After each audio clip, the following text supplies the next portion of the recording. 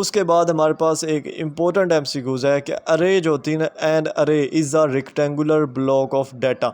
जो अरे है वो रेक्टेंगुलर ब्लॉक ऑफ डाटा, ये पूछते हैं एमसीक्यूज में कि एन अरे is a block of data rectangular है, मतलब कि वो रेक्टेंगुलर है, गोल है, चौरस है, किस तरह से है, तो वो रेक्टेंगुलर ब्लॉक ऑफ डाटा ये बहुत ही ज़्यादा इंपॉर्टेंट है। और इसकी डिफरेंट टाइप्स ऑफ अरे होती हैं, 1 डायमेंशनल अरे होती है, 2 डायमेंशनल अरे होती है, 3 डायमेंशनल अरे होती है। लेकिन इसमें जो सिंपलेस्ट फॉर्म होती है ना अरे की, ये भी एमसीक्यूज है इंपॉर्टेंट के जो सिंपलेस्ट फॉर्म होती है अरे की वो कौन सी होती है, वो होती है 1 डायमेंशनल अरे। नेक्स्ट हम इन दोनों की एग्जांपल देख लेते हैं, जो 1 डायमेंशनल अरे होती है और 2 डायमेंशनल अरे होती है। अब अगर हम अल्फ़ाबेट लेटर्स की बात करें जो हमारे पास ए बी सी है, तो इसकी अगर 1 डायमेंशनल अरे बात करें तो इसकी जो वैल्यू आएगी वो 26 एलिमेंट्स आएगी। ये 1 डायमेंशनल अरे होती है। ये बहुत ही सादा सिंपल जो होती है इसकी एग्जाम्पल होती है अरे की, ठीक है। अगर हम 2 डायमेंशनल अरे की बात करें, 2 डायमेंशनल अरे में होता क्या है कि मल्टीपल रोज़ होते हैं, मल्टीपल कॉलम्स होते हैं, और इसको हम आइडेंटिफाई कर सकते हैं like a pairs of indices. Pair of indices का मतलब ये है कि अगर आप लूडो खेलते हो तो वो जो इंडाइस होता है, मतलब कि जो दाना होता है वो लूडो वाला, उसको इंडाइसेस बोलते हैं। उसके पेयर्स हों डिफरेंट्स, तो उसमें क्या होंगे, मल्टीपल रोज आएंगे, मल्टीपल कॉलम्स आएंगे, तो ये तो वो 2 डायमेंशनल अरे कंसिस्ट करती है, ठीक है। उसके बाद यहाँ पे इंपॉर्टेंट एमसीक्यूज है नेक्स्ट जनाब, ये अरे के अंदर ही है, और इसमें हमें उन्होंने बोला हुआ in contrast to an array recall that an aggregate type. Aggregate type is a block of data items that might be of different types and size. The items within the block are usually called fields. पहले मैं आपको aggregate type का concept दे देता हूँ। जो aggregate का मतलब होता है वो ये होता है कि different type and different size of data items, ठीक है। अरे के अंदर बेसिकली डाटा ही मौजूद होता है, और एग्रीगेट का मतलब ये होता है कि अरे के अंदर different block of data items होते हैं जिनका साइज़ भी डिफरेंट होता है और जिनका जो टाइप्स हैं वो भी डिफरेंट होती है, इसलिए हम इसको एग्रीगेट टाइप बोलते हैं। अब इसके आगे हमारे पास एक इम्पोर्टेंट एमसीक्यू ये है, ठीक है। The items within the block are usually called fields.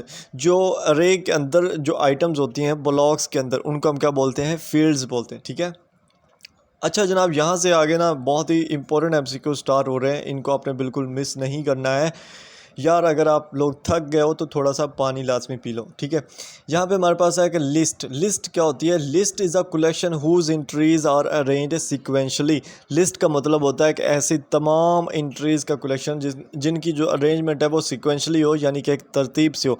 Like list क्या है, आपके स्टूडेंट्स की लिस्ट है जिनको आपने रोल नंबर के हिसाब से अरेंज किया, लाइक पहला रोल नंबर, फिर उसके पीछे दूसरा, तीसरा, चौथा, पांचवा, ये क्या है, एक आपकी लिस्ट है, ठीक है, समझ आ गई। उसके बाद लिस्ट का जो हेड होता है, इसका बिगिनिंग पहले हम बात कर लेते हैं। List, beginning of a list is called head.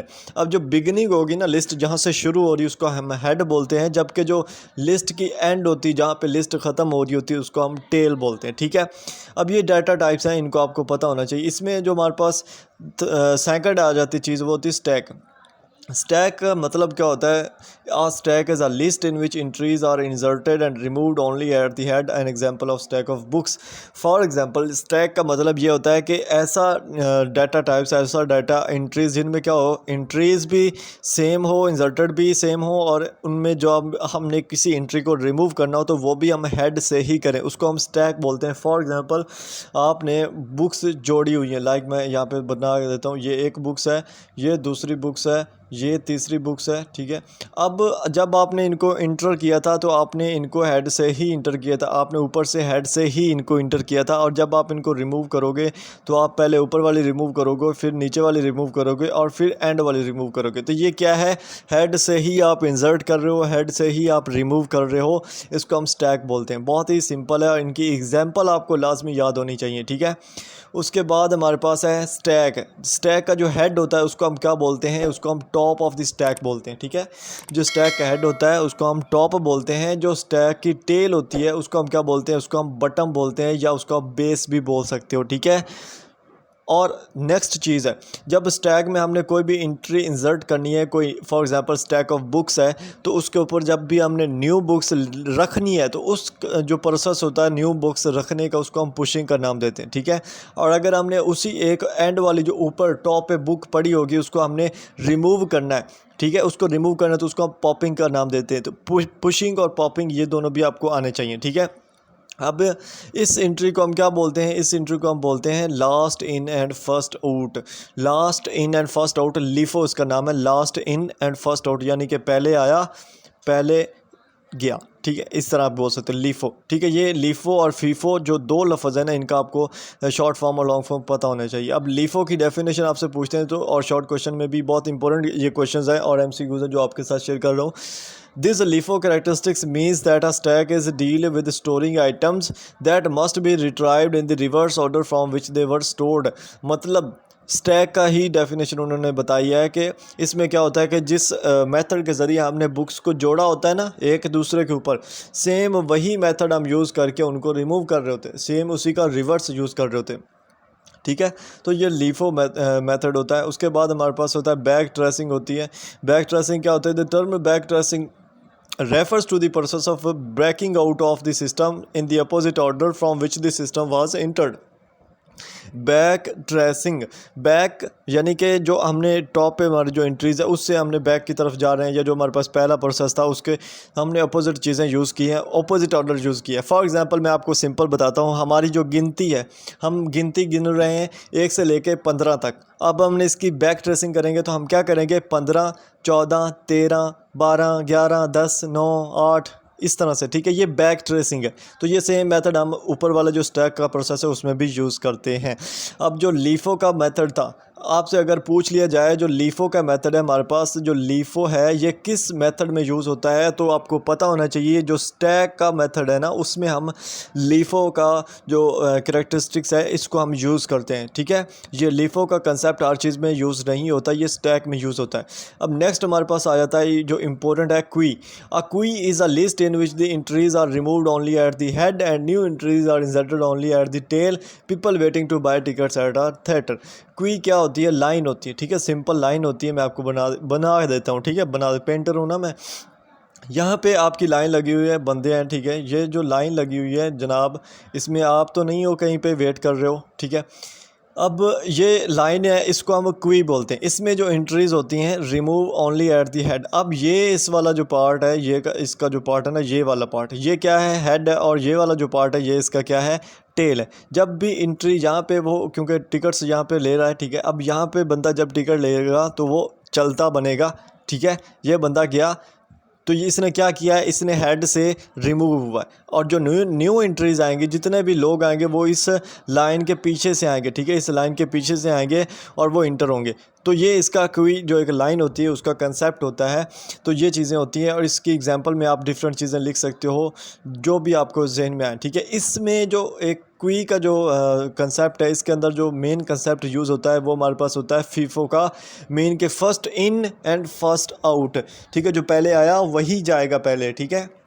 इस फीफो का जो प्रोसेस है वो इसके अंदर यूज़ होता है, तो इसको आपको पता होना चाहिए। फीफो की डेफिनेशन भी आपको सेम वही डेफिनेशन है जो क्वी की है, यानी कि entries are removed from a queue in order in which they were stored, यानी जिस ऑर्डर में वो स्टोर्ड हुई थी उसी ऑर्डर में उनको रिमूव किया जाता है। जबकि जो लीफो होता है उसमें होता है कि entries are removed from a stack not from a queue. Stack से हम रिमूव करते हैं in the opposite order in which they stored, यानी कि उनमें जो ऑर्डर होता है ना हमारा जिसमें हमने उनको स्टोर किया होता है वो बिल्कुल अपोजिट होता है जिसमें हम उसको स्टोर करते हैं, ठीक है। तो ये होता है। उसके बाद जो थर्ड हमारे पास यहाँ पे डाटा टाइप्स आ जाती है, फॉर ये डाटा आइटम्स की टाइप्स आ जाती है। इसमें हमारे पास ट्री आता है। ट्री जो होता है, ट्री क्या होता है ये इतना आपको पता होना चाहिए। पहली डेफिनेशन है ट्री की, is a collection whose entries have a hierarchical organisation. एक ऐसा कलेक्शन जिसके अंदर क्या होता है, हायरार्किकल ऑर्गेनाइजेशन होती है। हायरार्किकल ऑर्गेनाइजेशन क्या होती है? ऐसा ट्री मैंने काफ़ी दफ़ा बनाया, अभी आज फिर बना देता हूँ, ठीक है। ये हमारे पास जो है ना वो क्या है, हमारे पास रूट नोड आप कह सकते हो या टॉप नोड कह सकते हो। इसमें क्या है, हमारे पास ये ट्री आ रहा है, ठीक है। इसके आगे क्या है, शाखें बन रही, ठीक है। इसी तरह से एक और है इधर से, ये क्या है, इसकी शाखें बन रही है। तो ये क्या बन रहा है, ये हमारे पास ट्री है, ठीक है। ये होता है बेसिकली ट्री का जो होता है ना, फिर हमारे पास ट्री वो होता है, ठीक है। अब इसमें रेडिकल ऑर्गेनाइजेशन होती है जिसमें एंट्रीज को स्टोर किया जाता है। इसमें हमारे पास हर पोजीशन जो ट्री में होती है ना, हर पोजीशन उसको हम नोड बोलते हैं, ठीक है। और जो हमारे पास टॉप पे होगी, जो टॉप पे होगी उसको हम रूट नोड बोलेंगे, जो टॉप पे होगी उसको हम रूट नोड बोलेंगे। और जो in nodes at the other extremes are called terminal nodes और द लीफ नोड्स, ठीक है। यानी कि जो टॉप पे होंगे उनके रूट नोड और जो नीचे होंगे उनको लीफ नोड्स बोलेंगे, ठीक है। ये ट्री का कंसेप्ट होता है। और इसमें आप मज़ीद देख लेते हैं, we often prefer to the number of the nodes in the longest path from the root to the leaf as the depth of the tree, ठीक है। अब जो हमारे पास रूट्स नोड्स हैं ना, नोड्स के जो नंबर हैं टॉप से लेके एंड तक, उसको हम जो पूरा प्रोसेस होगा, जो पूरा पाथ है, पूरा रास्ता है, उसको हम डेप्थ ऑफ द ट्री बोलते हैं, ठीक है। यानी कि ट्री की डेप्थ कितना गहरा है वो, ठीक है। तो ये चीज़ है। इसमें अगर हम देखें जो हमारे पास नेक्स्ट है, इसमें उन्होंने हमको क्या बोला है कि we refers to its immediate descendants as children. और पेरेंट का जो कंसेप्ट है, सिंपल सा कंसेप्ट है, मैं आपको बताता हूँ इसी ट्री के कंसेप्ट में। यहाँ पे हमारे पास ट्री स्टार्ट हो रहा है और ये जो पहली नोड आ रही है, ठीक है। अगर यहाँ से हमारे पास ये एक नोड अलग से हो रही है तो इसको हम क्या बोलेंगे, इसको हम, ये जो पहला होगा ना, ये पहले वाला, इसको हम चिल्ड्रन बोलेंगे। ये जो लंबा था ये पहले वाला, इसको चिल्ड्रन बोलेंगे। और जो इससे आगे ये वाली नोड आगे इससे फूटी है, आप कह सकते हो न्यू शाख इससे आगे निकली है, इसको हम पेरेंट बोलेंगे, सॉरी इसको चिल्ड्रन बोलेंगे। और अगर ये चिल्ड्रन जो होते हैं ना, ये चिल्ड्रन जो होंगे ये एक ही पेरेंट से निकलें, ठीक है, एक ही पेरेंट से 2-3 शाखें निकलें, तो उसको हम क्या बोलते हैं, उसको हम सिबलिंग्स बोलते हैं। लाइक मैं आपको बना देता हूँ, ठीक है। ये हमारे पास है और ये एक आ गया, ये एक आ गया। अब ये जो पेरेंट है ना, ये वाला, इससे 2 शाखें निकल रही हैं, तो ये जो दोनों शाखें होंगी ये क्या बोलेंगे, हम इनको सिबलिंग बोलेंगे और इनको हम बोलेंगे पेरेंट्स, ठीक है। उसके बाद नेक्स्ट हमारे पास होता है are tree in which each parent has no more than 2 children is called a binary tree. ऐसा ट्री जिसमें क्या हो, एक पेरेंट के जिस मोर देन 2 चिल्ड्रन ना हो, जस्ट 2 ही हो, ठीक है, 2 ही शाखें हों, उसको हम बाइनरी ट्री बोलते हैं। नाम से जाहिर कर रहा होता है, बाइनरी मतलब 2 से ज़्यादा ना हो तो उसको हम बाइनरी ट्री बोलते हैं। नेक्स्ट हमारे पास होता है कि we call these smaller structures subtrees. ये जो छोटे छोटे स्ट्रक्चर्स होते हैं ना नीचे, पूरे ट्री के नीचे जो छोटे छोटे स्ट्रक्चर्स होते हैं उनको हम सब ट्रीज़ बोलते हैं, ठीक है।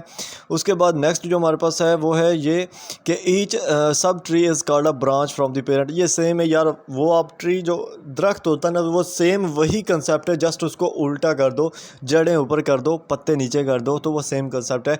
इसमें जो हर सब ट्री होगी, यानी जो हर शाख होगी, उसको हम क्या बोलेंगे, ब्रांच बोलेंगे, ठीक है।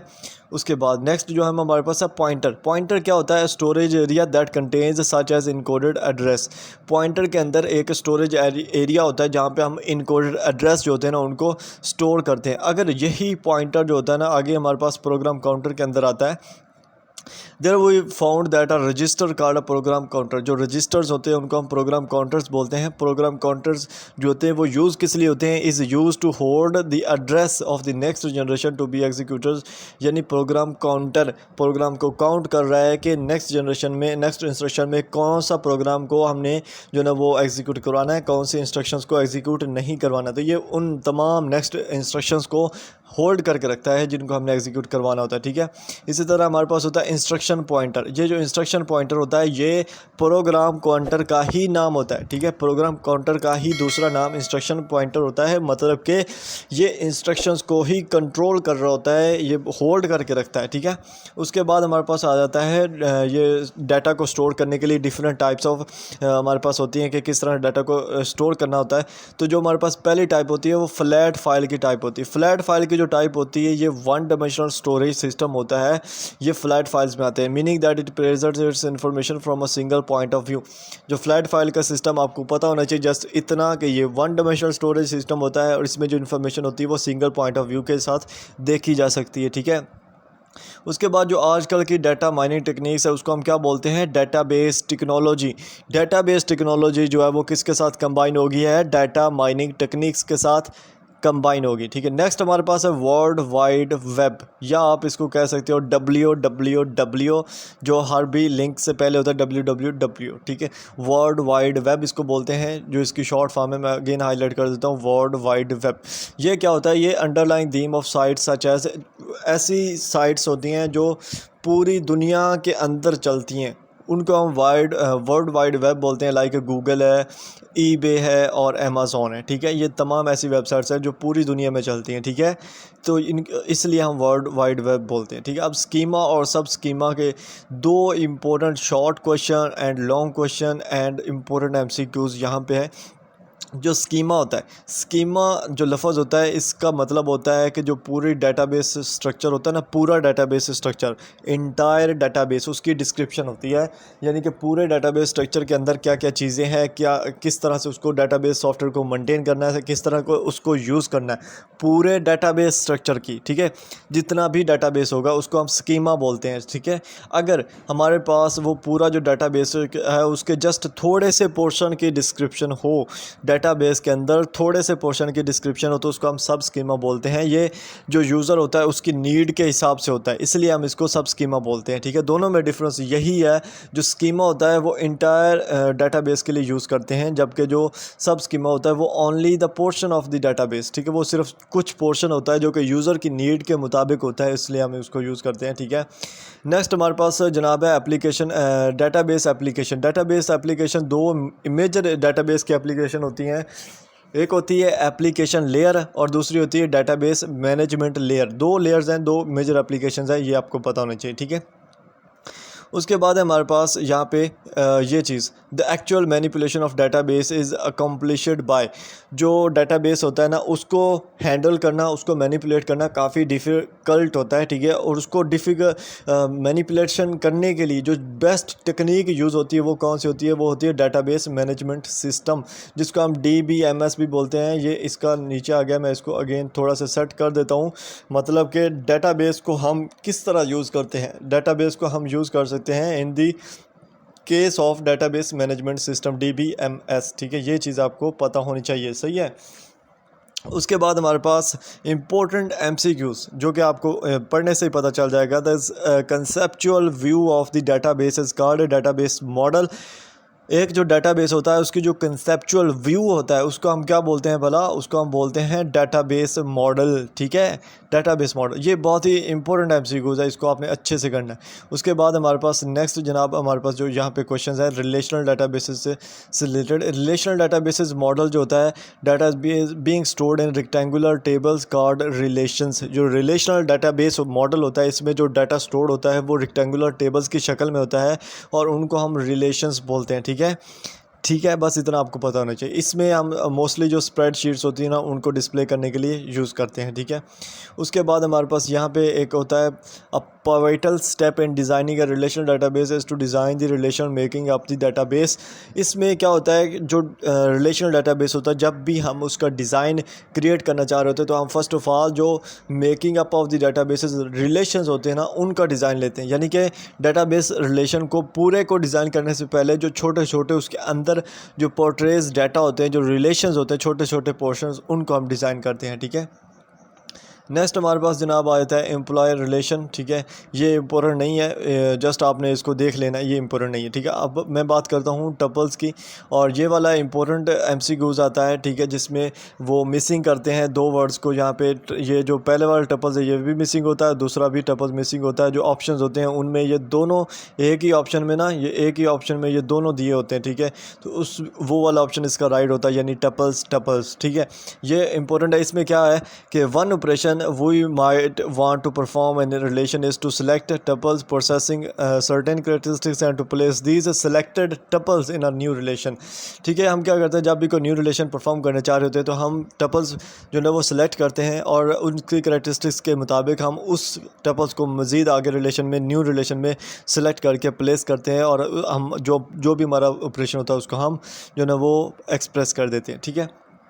तो ये चीज़ होती है। नेक्स्ट हम देख लेते हैं सिंपल सा, जो ये इंपॉर्टेंट MCQs है यहाँ पे, और ये चीज़ आपके कंसेप्ट में भी इजाफा करेगी। फर्स्ट जो हमारे पास ऑपरेशन होता है ना, सिलेक्ट ऑपरेशन होता है। सिलेक्ट ऑपरेशन में क्या होता है कि ये एक्सट्रैक्ट करता है रोज़ फ्रॉम द रिलेशन, ठीक है। रोज़ फ्रॉम द रिलेशन, जो रिलेशन होता है ना उससे रोज़ एक्सट्रैक्ट करने का जो मेथड होता है उसको हम सिलेक्ट ऑपरेशन बोलते हैं। इसी तरह जो प्रोजेक्ट ऑपरेशन होता है, प्रोजेक्ट ऑपरेशन में हम कॉलम्स को एक्सट्रैक्ट करते हैं रिलेशन से। किसको एक्सट्रैक्ट करते हैं, कॉलम्स को। तो ये अक्सर पूछा जाता है कि सिलेक्ट ऑपरेशन किस चीज़ को एक्सट्रैक्ट करने के लिए यूज़ होता है। तो सिलेक्ट ऑपरेशन रोज़ के लिए होता है, जबकि जो प्रोडक्ट का ऑपरेशन होता है वो किसके लिए यूज़ होता है, वो हमारे पास जो कॉलम्स होते हैं हमारे पास उनको एक्सट्रैक्ट करने के लिए यूज़ होता है, ठीक है। फॉर एग्जांपल आपके पास यार डब्बा है, ये वाला डब्बा है, मैं बना देता हूँ सिंपल सा।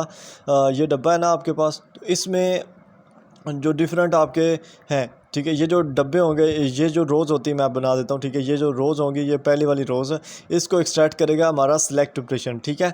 और जो प्रोजेक्ट ऑपरेशन होगा वो जो एक एक कालम होगा, ये जो लंबा होता है ना, ये कालम होते हैं, ऐसे ऐसे कालम होंगे और ऐसे रोज़ होती हैं, ठीक है। तो ये क्या करता है, ये उन कॉलम्स को एक्सट्रैक्ट करता है, ठीक है। तो ये इन दोनों का होता है। अब यहाँ पे इनकी एग्जांपल दी हुई है, तो इन प्रोजेक्ट एग्जांपल्स को आपने एक दफ़ा रीड आउट कर लेना। ये अक्सर पूछते हैं कि जो मतलब कि किस तरह से एक्सट्रैक्ट करना होता है। तो सैम्पल पेपर अगर आपने देखा है, सैम्पल पेपर की वीडियो, तो उससे आपको इसका मज़ीद कंसेप्ट मिलेगा, ठीक है। उसके बाद हमारे पास होता है this list is a newly created 2 columns relations called male. जो एक न्यूली क्रिएटेड लिस्ट होती है जिसमें हम 2 कॉलम रिलेशन बनाते हैं, उसको हम क्या बोलते हैं, उसको मेल बोलते हैं, MAIL मेल। ये ईमेल वाला मेल नहीं है, ये जस्ट मेल है जिसमें हम क्या कर रहे होते हैं, 2 न्यू कॉलम्स बना रहे होते हैं, ठीक है। उसके बाद हमारे पास आ जाता है object oriented database. Object oriented database ये क्या है, इसमें क्या होता है कि हम ऑब्जेक्ट्स को कंसिस्ट करते हैं जो कि एक दूसरे के साथ लिंक्ड होते हैं, एक दूसरे के साथ रिलेशनशिप रिफ्लेक्ट कर रहे होते हैं। हम उन तमाम ऑब्जेक्ट्स को कंसिस्ट करके एक मॉडल बना देते हैं जिसको हम ऑब्जेक्ट ओरिएंटेड डाटाबेस का मॉडल बोलते हैं। जो हमने पहले चीज़ें पढ़ी थी ना, ऑब्जेक्ट ओरिएंटेड पैराडियम, वो वाली चीज़ ये बिल्कुल नहीं। इसमें जस्ट हम ये कर रहे हैं कि जो ऑब्जेक्ट्स होंगे जो एक दूसरे के साथ रिलेशनशिप में हैं, मतलब कि उनके अंदर एक दूसरे की कैरेक्टरिस्टिक्स हैं, एक दूसरे के साथ लिंक्ड है, उनको हम इकट्ठा करके एक डाटाबेस बना देंगे, ठीक है। तो जो नेक्स्ट क्वेश्चन है यहाँ पे हमारे पास, वो क्वेश्चन है कमिट पॉइंट का। और इसमें क्या है, the point at which all the steps in a transaction have been recorded. मतलब कि एक ट्रांजैक्शन आप कर रहे हो, उसमें जितने भी स्टेप्स आप कर रहे हो उनको रिकॉर्ड किया जा रहा है। ये मतलब कि आपके ट्रांजैक्शन का टाइम क्या था, आपकी ट्रांजैक्शन किस दिन हुई, कितने पैसों की हुई, वो सारी जो चीज़ें रिकॉर्ड हो रही हैं उसको हम क्या बोलते हैं, उसको हम कमिट पॉइंट बोलते हैं, ठीक है। कमिट पॉइंट बोलते हैं इसको। नेक्स्ट जो हमारे पास यहाँ पे है वो है रूल बैक और cascading rule back. Rule back क्या होता है कि जब डेटाबेस मैनेजमेंट सिस्टम में कोई भी चीज़ हम फाउंड करते हैं with the partially execution transactions that can not be completed, यानी कि ऐसी ट्रांजैक्शन जो बिल्कुल कंप्लीट नहीं हुई है, अभी हाफ हुई है, ठीक है। उस केस में जो हमारे पास लॉग होता है उसको हम रूल बैक का नाम देते हैं। और इसका मतलब होता है कि जो एडिशनल ट्रांजैक्शन होती हैं वो भी रूल बैक हो सकती है। और अगर इस तरह होता है कि इसकी वजह से जो दूसरी ट्रांजैक्शन है वो भी रूल बैक हो सकती हैं, तो हम इस प्रॉब्लम को क्या बोलते हैं, कास्केडिंग रूल बैक बोलते हैं, ठीक है। सिंपल अपने लफ्ज़ों में मैंने बता दिया। उसके बाद हमारे पास नेक्स्ट क्वेश्चन है कार्ड लॉक्स का। इसमें क्या होता है कि protocol in which the items within a database that are currently being used by some transactions are marked as such and these marks are called locks। मतलब कि कुछ जब एक ट्रांजैक्शन हो रही होती है तो उसके अंदर कुछ प्रोटोकॉल्स होते हैं जो क्या कर रहे होते हैं, वर्क कर रहे होते हैं, उसके अंदर यूज़ हो रहे होते हैं। और जब एक ट्रांजैक्शन हो रही होती है वो जो प्रोटोकॉल्स है वो तो मतलब उसके अंदर यूज़ हो रहे हैं, तो वो उसके लिए लॉक हैं। यानी कि कोई दूसरी ट्रांजैक्शन अक्कर होना चाहे तो उसके लिए वो लॉक है, तो उसको हम क्या बोलते हैं, कॉल्ड लॉक्स बोलते हैं, मतलब कि सिंपल लॉक्स बोलते हैं। अब यहाँ पे हमारे पास एक इंपॉर्टेंट एमसीक्यूज वो ये है कि जो लॉक्स होता है उसकी कितनी टाइप्स होती हैं। 2 कॉमन टाइप्स होती हैं लॉक्स की, एक होता है शेयर्ड लॉक्स, एक होता है एक्सक्लूसिव लॉक्स, ठीक है। अब जो इसमें हमारे पास सबसे पहला लॉक होता है शेयर्ड लॉक, इसमें और एक्सक्लूसिव लॉक जो होता है इसमें क्या डिफरेंस है।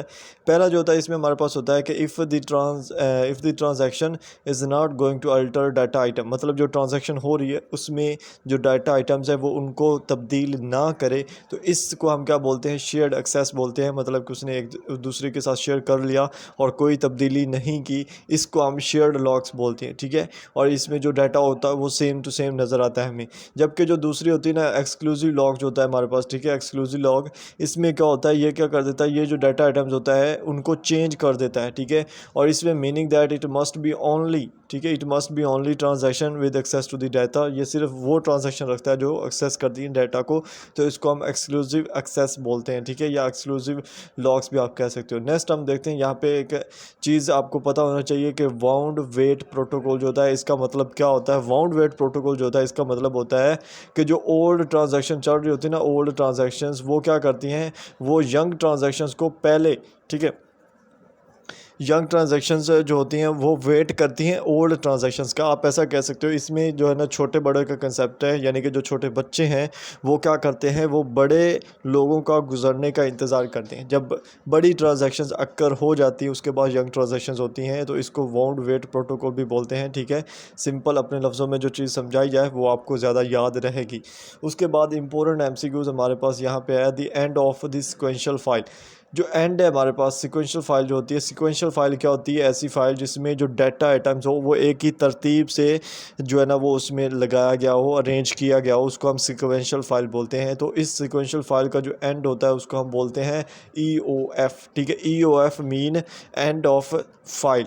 ठीक है, एंड ऑफ फाइल ये शॉर्ट फॉर्म है इसकी EOF, और इसका सिक्वेंशियल फॉर्म की एंड होती है जिसको हम ये बोलते हैं। ठीक है, नेक्स्ट हम देखते हैं। नेक्स्ट हमारे पास सिक्वेंशियल फाइल के एग्जांपल में जो है ना वो क्या दिया गया है कि a classic example involving special sequential file is पे रोल प्रोसेसिंग। ठीक है, पे रोल प्रोसेसिंग की जो यहाँ पे एग्जांपल हमारे पास दी हुई है, ठीक है, ये आपने एग्जांपल लाजमी करनी है कि जो सिक्वेंशियल फाइल होती है उसकी जो एग्जांपल है वो क्या है, तो वो जनाब आपके सामने है पे रोल प्रोसेसिंग। ठीक है, पे रोल प्रोसेसिंग। नेक्स्ट हमारे पास हैशिंग का क्वेश्चन है, और इसमें हमारे पास इंपॉर्टेंट एमसीक्यूज भी है और लॉन्ग क्वेश्चन शॉर्ट क्वेश्चन भी है कि हैशिंग की टेक्निक क्या होती है। हैशिंग जो होती है, hashing is a technique that provide similar access without such overhead. ठीक है, सिमिलर एक्सेस प्रोवाइड करती है विदाउट सच ओवरहेड, तो इसको हम हैशिंग का नाम बोलते हैं। इसमें जो रिकॉर्ड होते हैं उनको लोकेट किया जाता है बाय मीन्स ऑफ अ की वैल्यू। की वैल्यू एक होती है, उसके मुताबिक रिकॉर्ड को लोकेट किया जाता है। मतलब कि रिकॉर्ड जो है किसी भी फाइल का कोई भी डाटा उसको हमने रखा है अपने पीसी में, तो एक उसकी की अपने पास बना लेंगे कि ये नंबर एक बना लेंगे कि इस नंबर पर ये वाला डाटा पड़ा है, तो उसको हम हैशिंग बोलते हैं। मतलब कि हैश कर देना, नंबर दे देना। हैश जो होती है, जैसे हम हैश लगाते हैं ना, हैशिंग, ठीक है, ऐसे। ठीक है, ये वाली जो हैश मैं लगा रहा हूँ, ये वाली हैश, ये वो ही हैशिंग है। इसका मतलब है नंबर देना। ठीक है, फाइल्स को जो हम यूज़ करते हैं उनको क्या कर देते हैं, नंबर्स दे देते हैं। तो ये वो चीज़ यहीं पे बयान हो रही है। ठीक है, उसके बाद हमारे पास है data storage space is divided into several sections. जो डाटा स्टोर करती है ना स्पेस, ठीक है, उसको हम डिवाइड करते हैं सेवरल सेक्शंस में, और हर सेक्शन को हम क्या बोलते हैं, बकेट्स बोलते हैं, या आप बकेट्स बाल्टी भी बोल सकते हो, जैसा दिल करता है। ठीक है, मतलब कि डाटा को स्टोर करते हैं तो उसकी स्पेस जो होती है उसको हम डिवाइड कर देते हैं ताकि इजीली हमें उसको अरेंज करना हो, कोई चीज़ ढूंढनी हो तो वो इजी हो जाए हमारे लिए। ठीक है, उसके बाद हमारे पास हैज़ फंक्शन होता है। इसमें क्या होता है हमारे पास, the conversion from key values to bucket number is called hash function. जो हम कन्वर्ट करते हैं की वैल्यू को बकेट नंबर्स में, ठीक है, की वैल्यूज़ को बकेट नंबर में कन्वर्ट करते हैं तो उसको हम क्या बोलते हैं, हैश फंक्शन बोलते हैं। ठीक हो गया। उसके बाद जनाब हमारे पास जो नेक्स्ट क्वेश्चन है वो है हैश फाइल का और हैश टेबल का। दोनों में डिफरेंस आपको पता हो कि हैश फाइल क्या होती है, हैश टेबल क्या होता है। जो हैश फाइल होती है इसमें क्या होता है, hashing is applied to a structure in a mass storage, the result is called. अगर जो हैशिंग हम अप्लाई कर रहे हैं वो मास स्टोरेज पर अप्लाई हो तो उसको हम क्या बोलते हैं, उसको हम हैश फाइल बोलते हैं। ठीक है, और अगर वही स्ट्रक्चर जो हम अप्लाई कर रहे हैं वो with in the main memory हो, ठीक है, अगर वो मेन मेमोरी के दरमियान हम वहाँ पे उसका स्टोरेज स्ट्रक्चर पे अप्लाई कर रहे हैं तो इस तरह का जो हमारे पास हैशिंग होगा उसको हम हैश टेबल बोलेंगे। ठीक है, दोनों में डिफरेंस सिंपल है। अगर तो हमारी जो हैशिंग है वो स्टोरेज स्ट्रक्चर जो मास स्टोरेज में है ना, मास स्टोरेज में, उसमें मास स्टोरेज में है तो हैश फाइल है, और अगर वो मेन मेमोरी में है तो उसको हम हैश टेबल का नाम देते हैं। ठीक हो गया। नेक्स्ट जो हमारे पास क्वेश्चन है वो है क्लस्टरिंग का। क्लस्टरिंग क्या होता है, क्लस्टर होता है मेन चीज़ होती है, लाइक जैसे अंगूरों को गुच्छा होता है, अब मौसम भी है खाया भी करें। ठीक है, क्लस्टरिंग होता है वही गुच्छा होता है अंगूरों का। इसमें क्या उन्होंने बताया, इसमें मैं बताया कि if a disappropriate numbers of keys happens to hash to the same bucket a phenomenon called clustering. मतलब कि क्या होता है कि सही नहीं होते, अरेंजेड नंबर्स नहीं होते, डिफरेंट नंबर्स होते हैं, बिखरे हुए नंबर्स होते हैं, और कीज़ के जो कीज़ होते हैं ना उनके नंबर्स होते हैं जो कि एक ही हैश के अंदर सेम बकेट में हैपन हो रहे होते हैं, तो उसको हम क्या बोलते हैं, क्लस्टरिंग बोलते हैं। वो क्या बना देते हैं, मिलके एक गुच्छा सा बना देते हैं, तो इसलिए हम उसको क्लस्टरिंग बोलते हैं। नेक्स्ट हमारे पास है data warehouses. Data warehouses क्या होता है, इसका मतलब है, ये इंपॉर्टेंट एमसीक्यूज़ है, एक इंपॉर्टेंट एमसीक्यूज़। ठीक है, इसमें क्या है हमारे पास कि data mining as practised on static data collections. जो डाटा माइनिंग की टेक्निक होती है, डाटा माइनिंग की टेक्निक होती है वो क्या करती है, वो स्टैटिक डाटा कलेक्शंस पर प्रैक्टिस की जाती है, तो उसको हम क्या बोलते बोलते हैं, उसको हम वेयर हाउसेस बोलते हैं, ठीक है, उसको हम वेयर हाउसेस बोलते हैं। और ये आपको पता होना चाहिए अच्छे से, warehouses, data warehouses यानी कि डाटा के रखने की जगह जहाँ पे डाटा को कलेक्ट किया जाता है, डाटा को माइनिंग की जाती है, ठीक है। अब यहाँ पे एक इम्पोर्टेंट शॉर्ट क्वेश्चन है, बहुत ही ज़्यादा इम्पोर्टेंट है आपके फाइनल के लिए। इसमें डाटा माइनिंग की टेक्निक्स आपसे पूछते हैं, वो पूछते हैं कि डाटा माइनिंग्स की दो फॉर्म्स बताएं। अच्छा, इसमें आपने कंफ्यूज नहीं होना, एक होता है डाटा टाइप्स, एक होता है डाटा माइनिंग। डाटा टाइप्स जो होता है उसमें हमारे पास वो दूसरे आ जाते हैं, जैसे कि क्वी है, ट्री है, स्टैक है, ठीक है, वो वाले डाटा टाइप्स होते हैं जिसमें हम डाटा को किस तरह से स्टोर कर रहे होते हैं या किस तरह से मैनेज कर रहे होते हैं, वो होता है। ये डाटा माइनिंग होती है, डाटा माइनिंग होती है। इसमें जस्ट दो कॉमन फॉर्म्स हैं, एक होती है हमारे पास क्लास डिस्क्रिप्शन होती है और दूसरी होती है class discrimination. Class description and class discrimination दोनों में डिफरेंस क्या है थोड़ा सा आपको बता देता हूँ मैं। जो क्लास डिस्क्रिप्शन ये डील्स करती है identify the properties that characterise a given group of data items.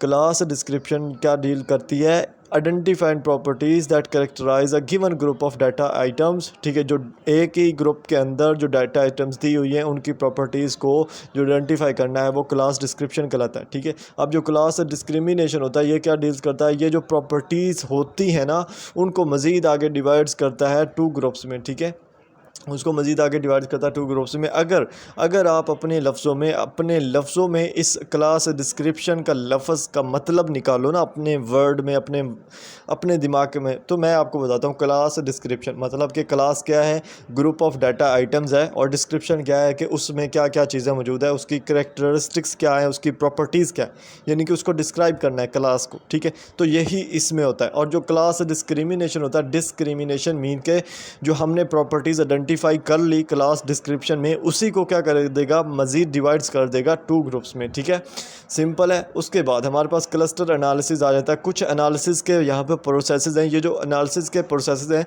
ये शॉर्ट क्वेश्चंस में भी आ सकते हैं और आपको आने भी चाहिए, ठीक है। उसके बाद है हमारे पास another form of data mining, ये भी डाटा माइनिंग की एक फॉर्म है। इसमें हमारे पास क्या है, ये फॉर्म है, इसमें हमारे पास क्लस्टर एनालिसिस है। अगर आपसे ये पूछते हैं कि डाटा माइनिंग की फॉर्म्स बताएं तो जस्ट आपने ये दो वाली बतानी है, ऊपर वाली शॉर्ट क्वेश्चन पूछते हैं तो जस्ट आपने दो बतानी है।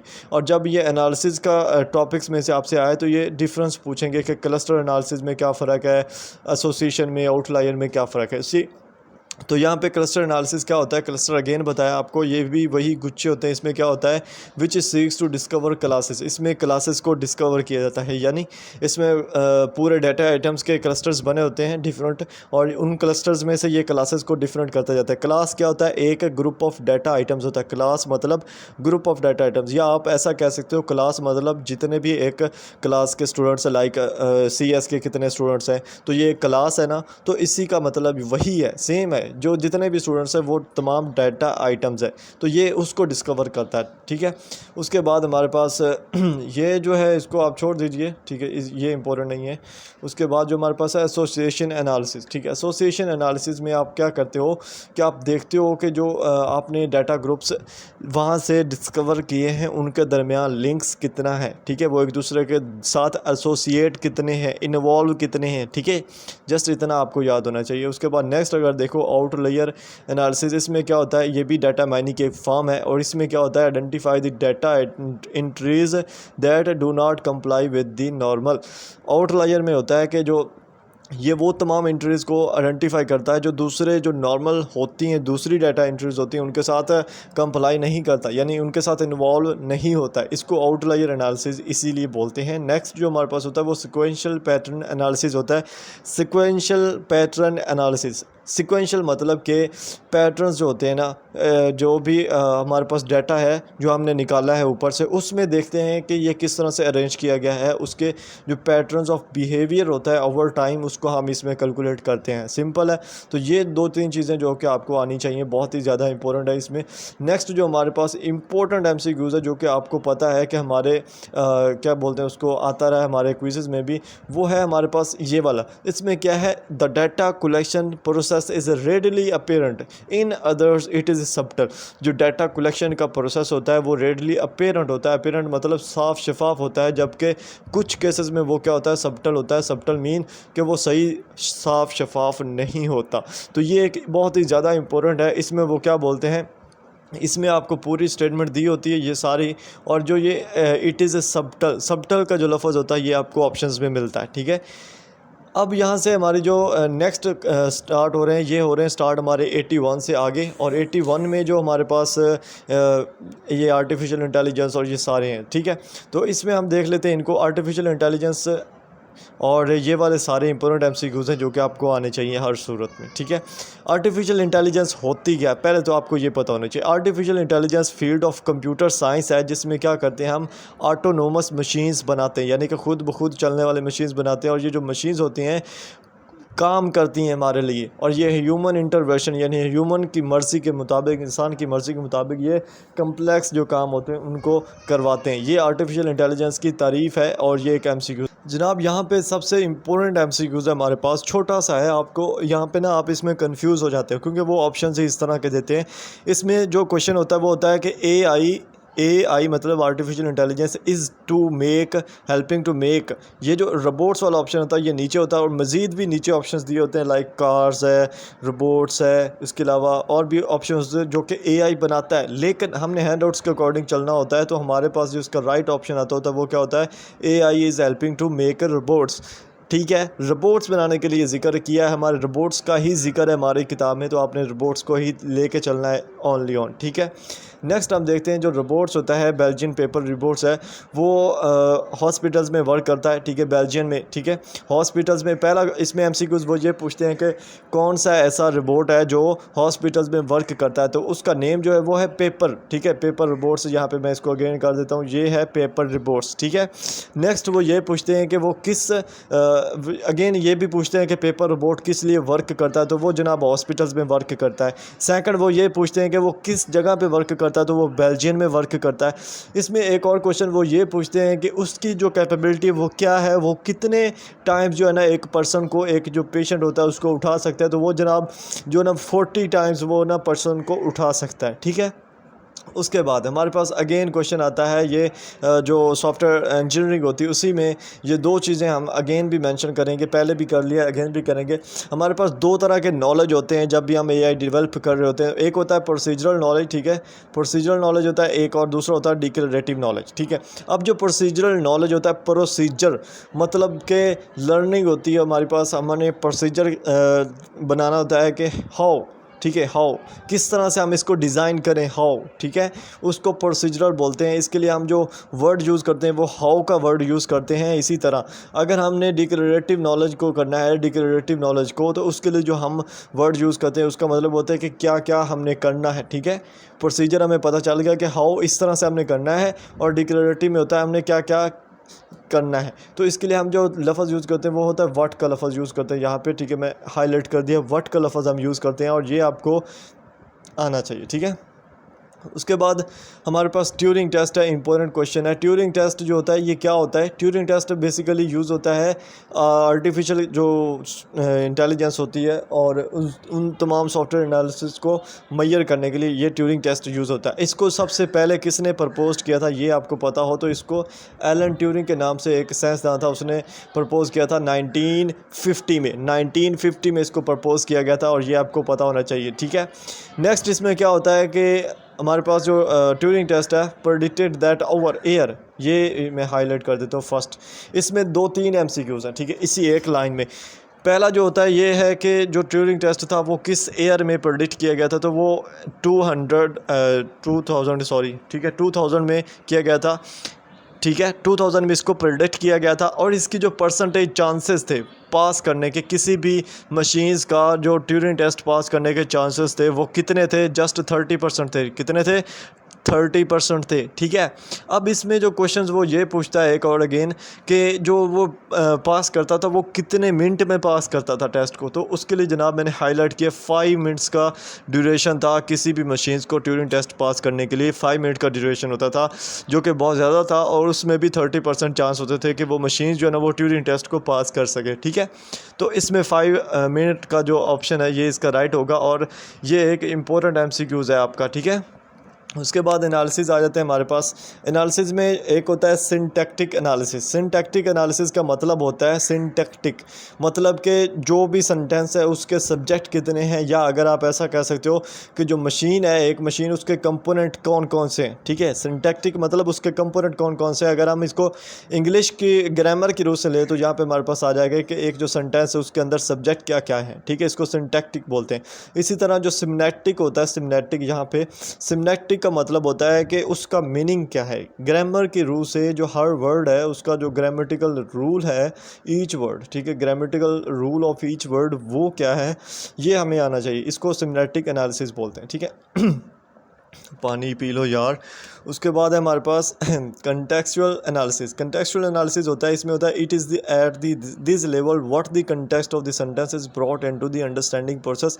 कंटेक्चुअल एनालिसिस, कंटेक्चुअल, कंटेक्स्ट का मतलब है कि जो कंटेक्स्ट होगा सेंटेंस का, सेंटेंस जो सेंटेंस है ना उसका जो कंटेक्स्ट है, यानी कि उसका जो पूरा वो लिखा हुआ लफ्ज़ है उसका मतलब क्या है। ठीक है, उसका मतलब बनता क्या है, उसको हम कंटेक्चुअल एनालिसिस बोलते हैं। ठीक है, और उसको हम अपने अंडरस्टैंडिंग प्रोसेस के मुताबिक उसको देखते हैं। ठीक है, उसके बाद हमारे पास आ गया यहाँ पे इंफॉर्मेशन रिट्राइवल और इंफॉर्मेशन एक्सट्रैक्शन। ठीक है, इंफॉर्मेशन रिट्राइवल और इंफॉर्मेशन एक्सट्रैक्शन दो तरह के प्रोसेसेस होते हैं। पहला जो इंफॉर्मेशन रिट्राइवल का प्रोसेस है ये रेफर्स करता है कि to the task of identifying documents that relate to the topic at hand. Information retrieval में ये होता है कि हम देखते हैं कि जो हमारे पास डॉक्यूमेंट है उसमें क्या चीज़ें हैं क्या नहीं है। ठीक है, जस्ट इतना। ये जो है ये इंपॉर्टेंट एमसीक्यूज़ नहीं है, इसको मैं जो है ना वो बस ऐसे रहने देता हूँ, आप एक दफ़ा पढ़ लीजिएगा, इंपॉर्टेंट नहीं। ठीक है, नेक्स्ट हमारे पास पॉजिटिव इम्पैक्ट्स और नेगेटिव इम्पैक्ट्स की बात करेंगे हम। इसको मैं आपको हैंड आउट से दिखा देता हूँ, ईजी हो जाएगा। तो यहाँ पे मैं आपको बता देता हूँ कुछ जो चीज़ें वहाँ पे मिसिंग है। एक तो चीज़ यहाँ पे पहले ये मिसिंग है, मैं आपको बताऊँ, जो सोसाइटी के ऊपर इम्पैक्ट होता है सीएस का, पॉजिटिव भी होता है और नेगेटिव भी होता है। अब इसमें जो उन्होंने एमसीक्यूज़ पूछा हुआ था वो ये है पॉजिटिव इम्पैक्ट के फास्टर रिस्पांस टाइम्स। ठीक है, ये वाला जो मैंने हाईलाइट किया वो पूछते हैं कि सीएस की मदद से हमने रिस्पांस टाइम्स हमारा फास्ट हुआ है, कौन कौन सी उसमें चीज़ें आ जाती हैं। तो उसमें ईमेल था, इंस्टेंट मैसेजिंग था और चैट था, ये तीनों चीज़ें उसमें आ जाती हैं। तो उसका जो राइट आंसर होता है वो ऑल ऑफ दीज होता है। ठीक है, अगर नेगेटिव इम्पैक्ट में बात करें तो इसमें सबसे पहला जो नेगेटिव इम्पैक्ट था वो था मोटापा होना, ओबेसिटी, यानी कि पीपल क्या करते हैं एक ही सीटिंग पोजीशन में बैठे रहते हैं और उनके जो चांसेस होते हैं मोटा होने के वो क्या होते हैं, ज़्यादा होते हैं ओबेसिटी के। ठीक है, उसके बाद इसका जो एक दूसरा नेगेटिव इम्पैक्ट ये था कि जो हमारा प्राइवेट इंफॉर्मेशन पर एक्सेस है, ठीक है, मतलब हमारी जो पर्सनल इन्फॉर्मेशन है उस पर सीएस की वजह से एक्सेस भी इजी हो गया है। ठीक है, एक ये था। और उसके अलावा जो थर्ड इसमें हमारा नेगेटिव इम्पैक्ट एमसीक्यूज़ में आया हुआ वो ये था कि जो बैंक अकाउंट है, hacking bank account and transfer money to your account is become so easy by help of the CS. ठीक है, ये नेगेटिव इम्पैक्ट था, इसको भी आपको पता होना चाहिए कि हैकिंग जो बैंक हैकिंग है वो इसकी वजह से ईजी होगी। ठीक है, नेक्स्ट जो इसी में पॉजिटिव इम्पैक्ट मैं आपको बताने वाला था, इसमें पॉजिटिव इम्पैक्ट आपको सारे ही हैं। ठीक है, और इसमें एक जो आपको एमसीक्यूज़ आता होता है अक्सर वो ये है कि हम घर बैठे रिपोर्ट्स हासिल कर लेते हैं, किसकी मदद से, ईमेल्स की मदद से। ईमेल्स की मदद से आप हासिल कर लेते हो, अब तो हर तरह ही आप हासिल कर सकते हो। ठीक है, उसके बाद इसमें नेगेटिव इम्पैक्ट्स में से एमसीक्यूज़ ज़्यादा आए थे, वो मैं आपको बता देता हूँ। पहला जो इसमें नेगेटिव इम्पैक्ट है वो होता है आई साइट वाला। ठीक है, eye is not meant to look 2D for amount of time. ठीक है, यहाँ पे जो आई है, जो आँख है हमारी, वो इस मकसद के लिए नहीं बनाएगी कि जो 2D होती है ना, LCDs 2D LCDs, उनको लॉन्ग टाइम देख सके। ठीक है, ये जो 2Ds वाला है ये ऑप्शन में होता है, उसमें 2D 3D 4D इस तरह से ऑप्शंस होते हैं। तो 2D इज़ राइट ऑप्शन कि eye is not mean to look 2D for long amount of time. ठीक है, इससे आई डिजीज़ के इंक्रीज़ होने का ख़तरा होता है। ठीक है, उसके बाद इसमें जो और कोई नहीं है, आई थिंक ये सारे हैं बहुत, यही मेन इंपॉर्टेंट है जो इसमें मैंने आपको बताया। ठीक है, नेक्स्ट हम अगेन चलते हैं अपने पीछे। यहाँ पे आप इसको भी मैं आपको उधर से पढ़ा देता हूँ, सिंपल है। नेगेटिव इम्पैक्ट्स जो इन्वायरमेंट्स में होते हैं। ठीक है, पॉजिटिव इसमें का जो इम्पैक्ट्स होता है सीएस का इन्वायरमेंट पर, उसमें जो सबसे पहला होता है, ये दो इम्पोर्टेंट एमसीक्यूज़ हैं और आपको समझने में ही इसमें थोड़ी सी स्टूडेंट्स मिस्टेक करते हैं। पहले जो मिस्टेक होती है वो ये है कि American use about 80 pounds of paper पर पर्सन पर ईयर। अमेरिका क्या कर रहा है, 680 पाउंड्स का जो पेपर है वो हर साल हर बंदे पर यूज़ कर रहा है। 680 पाउंड का, ये जो 680 पाउंड का लफ्ज़ है ये आपको ऑप्शंस में मिलता है, ये राइट ऑप्शंस है। ठीक है, एक क्वेश्चन हो गया यहाँ पे। नेक्स्ट जो क्वेश्चन है यहीं पे हमारा, this amount to about 85 million tons of paper are 2 billion trees. अब ये जो 680 पाउंड्स का पेपर है इसकी जो टोटल अमाउंट बनती है वो कितनी बनती है, 85 मिलियन टन्स ऑफ पेपर बनता है। पेपर की मदद से अगर हम देखें, पेपर की मदद से जो पेपर इसमें यहाँ पे खर्च हो रहा है वो 85 मिलियंस बनता है। ठीक है, और अगर हम उसको ट्रीज़ में लेके आएँ, पेपर से आगे ट्रीज़ में लेके आएँ तो वो 2 बिलियन ट्रीज़ बनते हैं। ठीक है, 2 बिलियन ट्रीज़ का नुकसान होता है, ये आप ऐसा कह सकते हो। ठीक है, अब उसके बाद एक और क्वेश्चन होता है अमेरिका, ये अमेरिका से रिलेटेड है कि अमेरिका जो होता है वो हर साल का कितना जो हाउस होल्ड होता है जिसमें पेपर होते हैं, पीसेज ऑफ पेपर होते हैं, वो फेंकता है। तो 13,000, ठीक है, 13,000 पीसेज ऑफ पेपर होता है जो वो फेंक देता है। ठीक है, और उसमें अगर उस 13,000 पीसेस को हम ट्रीज़ में कन्वर्ट करें तो वो 1 बिलियन ट्रीज़ बनते हैं। ठीक है, 13,000 पीसेज ऑफ पेपर को अगर हम ट्रीज़ में कन्वर्ट करें तो वो 1 बिलियन ट्रीज़ बनते हैं। ठीक है, ये इसमें पॉजिटिव इम्पैक्ट है जो इम्पोर्टेंट है। ठीक है, अगर नेगेटिव इम्पैक्ट में आए तो पहला जो क्वेश्चन होता है वो आपको यहाँ पे इम्पोर्टेंट MCQs भी पूछते हैं। वो पूछते हैं कि ई वेस्ट क्या होता है। ई वेस्ट का मतलब होता है इलेक्ट्रॉनिक वेस्ट, मतलब कि जितने भी कंप्यूटर हो गया या टेक्निकल इश्यूज़ हो गए या टेक्निकल चीज़ें होगी जिसमें CS का किरदार है, उन तमाम टेक्निकल चीज़ों के जो मटेरियल्स बच जाता होता है, जो एक्सट्रैक्शंस होती है, जो क्या करती हैं, जो कंपनीज बाहर फेंक देती हैं, उसमें गोल्ड होता है, सिल्वर होता है, कॉपर होता है, और ये एक जगह पे ऐसा कूड़ा बन के फेंक दिया जाता है। तो ये हज़ार्डस होता है। इसकी वजह से क्या होता है, बहुत सारी बीमारियाँ होती है और ये इसको ई वेस्ट बोलते हैं। ठीक है, अब ई वेस्ट की वजह से कुछ बीमारियां हो जाती हैं और उन बीमारियों के नेम आपको पता होने चाहिए। ई वेस्ट की वजह से जो होती हैं, जो पहली बीमारी यहाँ पे हो जाती है वो होती है कैंसर की। स्किन कैंसर होता है, ब्रेन डैमेज होता है, लंग कैंसर हो जाता है और किडनी डिजीज़ हो जाती है, सांस की बीमारियाँ भी हो जाती होती हैं।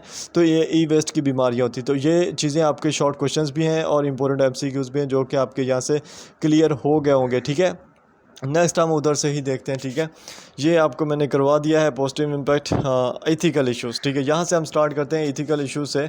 और इसमें जनाब हमारे पास जो एथिकल इश्यूज़ हैं, पहला जो एथिकल इश्यूज़ है are related to moral principles are the branch of knowledge dealing with these. Ethical issues जो होती हैं वो मॉरल प्रिंसिपल के साथ डील करते हैं। किसके साथ डील करते हैं, मॉरल प्रिंसिपल्स के साथ डील करते हैं। ठीक है, अब 3 तरह के हमारे एथिकल इश्यूज़ होते हैं। ये आपको टाइप्स जो है ना इथिकल इश्यूज़ की ये पता हो कि कितनी है, 3 है। कौन कौन सी है, प्राइवेसी है, डिजिटल ओनरशिप है और डाटा गैदरिंग है। 3 इसकी इथिकल इश्यूज़ की टाइप्स है। अब इसमें हम देखेंगे कि क्या क्या चीज़ें हैं। फर्स्ट जो हमारी होती है वो सॉफ्टवेयर लाइसेंसेज होते हैं। सॉफ्टवेयर लाइसेंसेज की अगर बात करें तो इसमें हमारे पास आ जाता है typically provide end user with the right to 1 और more copies of the software without violating copyrights. आपको पहले भी बताया था, सॉफ्टवेयर लाइसेंस का मतलब ये है कि एक सॉफ्टवेयर पेड पर है और उसका जो कंपनी है ना, ऑनर कंपनी जो है वो हमें क्या करती है, हम पैसे देते हैं, हमें उसका एक्सेस दे देती है और हम उसको इजीली यूज़ कर सकते हैं अपने फ़ायदे के लिए। तो यहाँ पे वो क्या कर रही है, हमें एंड यूज़र जो होते हैं हमें उन्हें राइट देती है कि वो उसकी एक कॉपी को यूज़ कर लें विदाउट वायलेटिंग कॉपीराइट से। इसको सॉफ्टवेयर लाइसेंसेस बोलते हैं। ठीक है, उसके बाद सॉफ्टवेयर लाइसेंस जो होते हैं इनकी कुछ टाइप्स होती हैं। कौन कौन सी होती हैं ये आपको पता हो। इसकी जो टाइप्स होती है उसमें प्रोप्रिएटरी होती है, फ्री होती है और ओपन सोर्स होती है। ये 3 तरह की टाइप्स होती हैं सॉफ्टवेयर लाइसेंसेस में और इनका आपको पता होना चाहिए। ठीक है, ये इंपॉर्टेंट MCQs है। नेक्स्ट जो इंपॉर्टेंट MCQs है जो कि आपसे शॉर्ट फॉर्म, इसकी फुल फॉर्म पूछी जाती है, COPPA कॉपा। ठीक है, कॉपा भी बोलता हूँ मैं इसको ताकि आपको थोड़ा इजी याद रहे।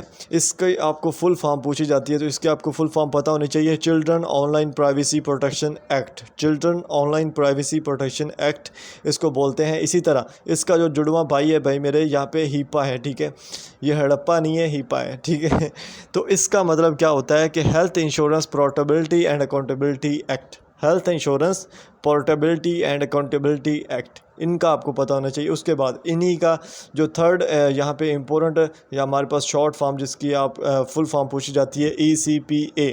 ठीक है, ECPA जो हमारे पास है इसकी जो फुल फॉर्म होती है वो होती है इलेक्ट्रॉनिक कम्युनिकेशंस प्राइवेसी एक्ट। ठीक है, इलेक्ट्रॉनिक कम्युनिकेशंस प्राइवेसी एक्ट। उसके बाद एक और इम्पोर्टेंट जो होता है इंटेलेक्चुअल प्रॉपर्टी का मतलब क्या होता है, आईपी, ठीक है। आईपी इसकी शॉर्ट फॉर्म होती है इंटेलेक्चुअल प्रॉपर्टी। इसका क्या मतलब होता है, इंटेलेक्चुअल क्या होता है, इंटेलेक्चुअल जहाँ पे भी आता है उसका मतलब होता है आपकी जहनत, मफाहमत, आपका जो नॉलेज होता है, आपके जो आइडियाज़ होते हैं, आपकी जो इन्फॉर्मेशन होती है, उसको हम इंटेलेक्चुअल प्रॉपर्टी बोलते हैं। ये तीनों चीज़ें इसमें आ जाती होती हैं, ठीक है। और उसके बाद हम देखते हैं हमारे पास जो यहाँ पे नीचे है इंटेलेक्चुअल प्रॉपर्टी राइट्स, जिसको हम आईपीआर बोलते हैं, ठीक है। इंटेलेक्चुअल प्रॉपर्टी राइट्स, इसमें क्या होता है कि इसमें जो लीगल राइट्स दिए जाते हैं which protects the owners of IP.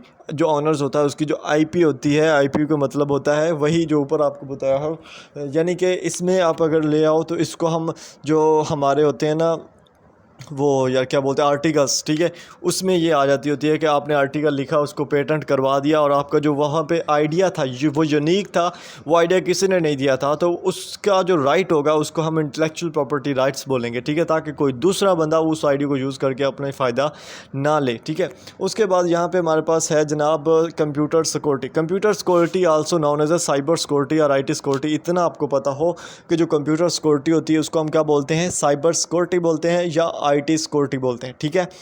ये आपको बस पता होना चाहिए। बाकी जो मज़ीद है नीचे ये इतना अहम नहीं है, जस्ट यही बताया हुआ है कि कंप्यूटर को डैमेज होने से सॉफ्टवेयर या हार्डवेयर को तो हम क्या करते हैं डिफरेंट सोर्सेज यूज़ करते हैं ताकि हम उसको बचा सकें, ठीक है।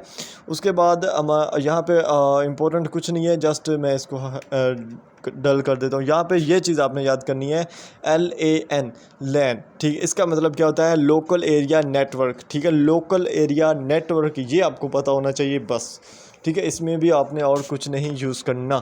उसके अलावा जो प्राइवेसी यूजेस होते हैं, the theory of natural rights, जो प्राइवेसी यूजेस की थ्योरी है वो किस राइट्स पर अमल करती है, ये इंपॉर्टेंट एमसीक्यूज़ है। जस्ट वो ये पूछते हैं कि जो प्राइवेसी यूजेस है वो किस थ्योरी के मुताबिक चल रहा है। प्राइवेसी यूजेस तो वो नेचुरल राइट्स के थ्योरी पे चल रहा है। यहाँ पे नेचुरल राइट्स की बात हो रही है, ठीक है, नेचुरल राइट्स की बात हो रही है बस। प्राइवेसी जहाँ पे भी आएगी आपका नेचुरल कुदरती हक है, ठीक है, कुदरती हक आप इसको कह सकते हो, तो ये उस पर अमल करता है। नेक्स्ट हमारे पास एक इम्पोर्टेंट ये क्या बोलते हैं कि शॉर्ट फॉर्म है और इसकी फुल फॉर्म आपको पता होनी चाहिए, EPIC, electronic privacy information centre, electronic privacy information centre, ठीक है, ये आपको पता होना चाहिए। इसमें और कुछ नहीं करना। नेक्स्ट नीचे देखें हमारे पास है independent non profit research center is present in. जो independent non profit research center है, यानी कि अकेला वाहिद जो कि बिल्कुल मुनाफा नहीं कमा रहा, कुछ नहीं कर रहा, वो वाशिंगटन DC में है। उसका सिंपल और सिंपल मिशन ये है कि हमारी जो प्राइवेसी है, जो हमारे राइट्स इश्यूज़ हैं उनको डील करे, ठीक है। उसके लिए सेंटर बनाया गया है जो कि हमारे वाशिंगटन DC में मौजूद है, ठीक है, हमारे नहीं है, मतलब अमेरिका में है आई थिंक, है ना। तो उसके बाद है हमारे पास PI जो प्राइवेसी इंटरनेशनल होता है, ठीक है। एक का था IP, ठीक है, यहाँ पे वो होता है इंटेलेक्चुअल प्राइवेसी और यह है प्राइवेसी इंटरनेशनल, तो दोनों में डिफरेंस भी आपको पता हो। उसके बाद हमारे पास आ जाता है कंटेंट फ़िल्टरिंग। कंटेंट फ़िल्टरिंग नाम से ज़ाहिर कर रहा है कोई भी कंटेंट, ठीक है, कोई भी कंटेंट, यानी कि आपकी फ़ाइल्स हैं, डाटा है, वीडियोज़, ऑडियोज़ है, कुछ भी है, उसको फ़िल्टर करना, उसमें ये देखना कि क्या उसमें कोई ऐसी चीज़ तो नहीं जो हमारी मोबाइल को या हमारे कंप्यूटर को नुकसान पहुंचा देती है, उसको हम क्या बोलते हैं, कंटेंट फ़िल्टरिंग बोलते हैं। सिंपल लफ्ज़ों में है, इसमें वही चीज़ बताई हुई है सारा कुछ, ठीक है। नेक्स्ट हम देखें हमारे पास है करैक्टर। करैक्टर का क्या मतलब होता है, कंटेंट फ़िल्टरिंग का जो प्रोसेस है वो वर्क करता है मैचिंग स्ट्रिंग्स ऑफ करैक्टर्स, ठीक है, वो स्ट्रिंग्स करती है, यानी कि जितने भी करैक्टर्स होते हैं, जो लफ्ज़ होते हैं, उनके साथ मैच करती है और उसके ऊपर वर्क करती है। लाइक फॉर एग्ज़ाम्पल जो इस कंटेंट फ़िल्टरिंग की एग्ज़ाम्पल में आप ये भी लिख सकते हो, जो प्लेजरिज्म चेकर होते हैं, ठीक है, प्लेजरिज्म चेकर क्या करते हैं, करैक्टर्स के जो स्ट्रिंग्स होती हैं उनको मैच करते हैं और हमें बताते हैं कि यहाँ पे आपकी प्लेजरिज्म है, ये डाटा आपने इधर से लिया है। तो ये कंटेंट फ़िल्टरिंग भी इसमें भी आता है और यहाँ पे हम क्या कर रहे होते हैं, कैरेक्टर्स को मैच कर रहे होते हैं, ठीक है। नेक्स्ट अगर हम देखें तो हमारे पास क्वेश्चन है ईमेल स्पैम का। ईमेल स्पैम जो है ना वो continues to become a major issues. Email spam होता है बेसिकली क्या है कि अनवांटेड ईमेल्स होती हैं वो हमारे ईमेल अकाउंट में आना स्टार्ट हो जाती हैं और वो स्पैम फोल्डर में पड़ी होती हैं, ठीक है। उसको ईमेल स्पैम बोलते हैं। अगर आपके भी स्पैम फोल्डर में पड़ी हो तो आपने उनको ओपन किए बगैर डिलीट कर दिया करना है, एक दफ़ा देख लिया करना है। बाद कुछ हम अगर किसी दूसरी ईमेल से भी करें तो वो भी स्पैम में चली जाती है, तो उसको आप देख लीजिएगा। और अगर हम किसी वेबसाइट से उसी ईमेल के ज़रिए लॉगिन करना चाह रहे हो तो वो जो लिंक शेयर करते हैं वो भी स्पैम में अक्सर औक़ात आ जाता है। तो देख के और जो लगे कि सही नहीं है बस उसको डिलीट कर दीजिएगा। जो लिंक्स दिए हुए हैं उन पर क्लिक करने की ज़रूरत नहीं है, ठीक है। ये प्राइवेसी आपके लिए ज़रूरी है।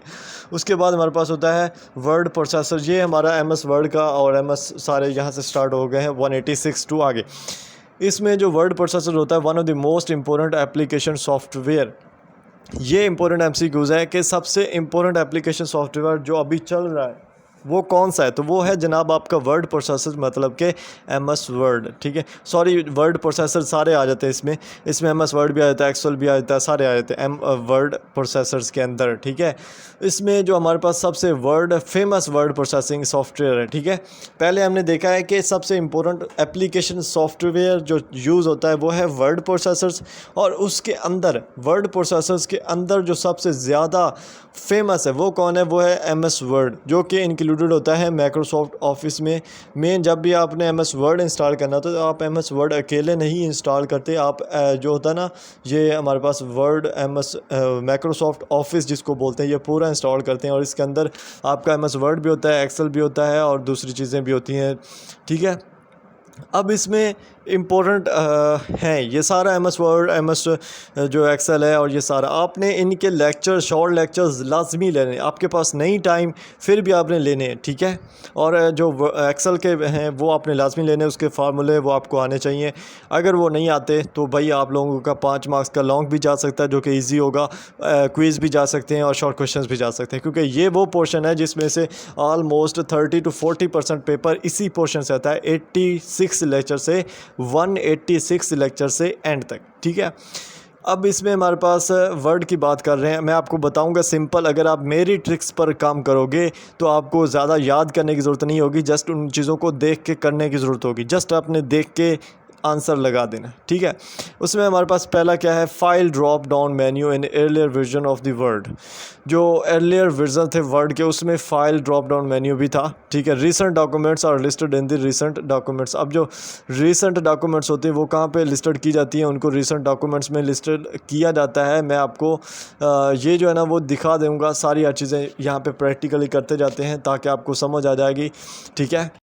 सबसे पहले हम बात कर रहे हैं फ़ाइल ड्रॉप डाउन मेन्यू में क्या होता है। वर्ड के अंदर एर्लियर वर्जन होता है, फ़ाइल ड्रॉप डाउन मेन्यू होता कौन सा ये आपको पता होना चाहिए। मैंने वर्ड की फ़ाइल ओपन की है और इसमें मैं आपको बता देता हूँ, यहाँ पे ये वाला फ़ाइल का ऑप्शन है, ठीक है। यही फ़ाइल वर्ड जो मेन मेन्यू का ऑप्शन होता है, यहाँ पे इस पर आप क्लिक करते हो तो ये आपके सामने आ जाता है। आपने न्यू ओपन करनी है, कोई पुरानी ओपन करनी है, सेव करनी है, सेव एज़ करनी है, यहाँ से आप सेव एज़ पर क्लिक करो, यहाँ पर आप अपना फोल्डर सेलेक्ट करो और यहाँ से आप नीचे ऑप्शन आ जाता है, मैं करके दिखा देता हूँ आपको। ये फाइनल टर्म का ऑप्शन है, यहाँ पे वर्ड की जगह पे आपने PDF सेलेक्ट करना है और आप यहाँ से PDF कन्वर्ट भी कर सकते हो। आपके नॉलेज में एक और इजाफा फ्री में दिया, आपका इजाफा कर दिया है, इसको याद रखिएगा, ठीक है। और बैठे हुए यार सब्सक्राइब करते रहे, साथ साथ बार बार करते रहें, ठीक है।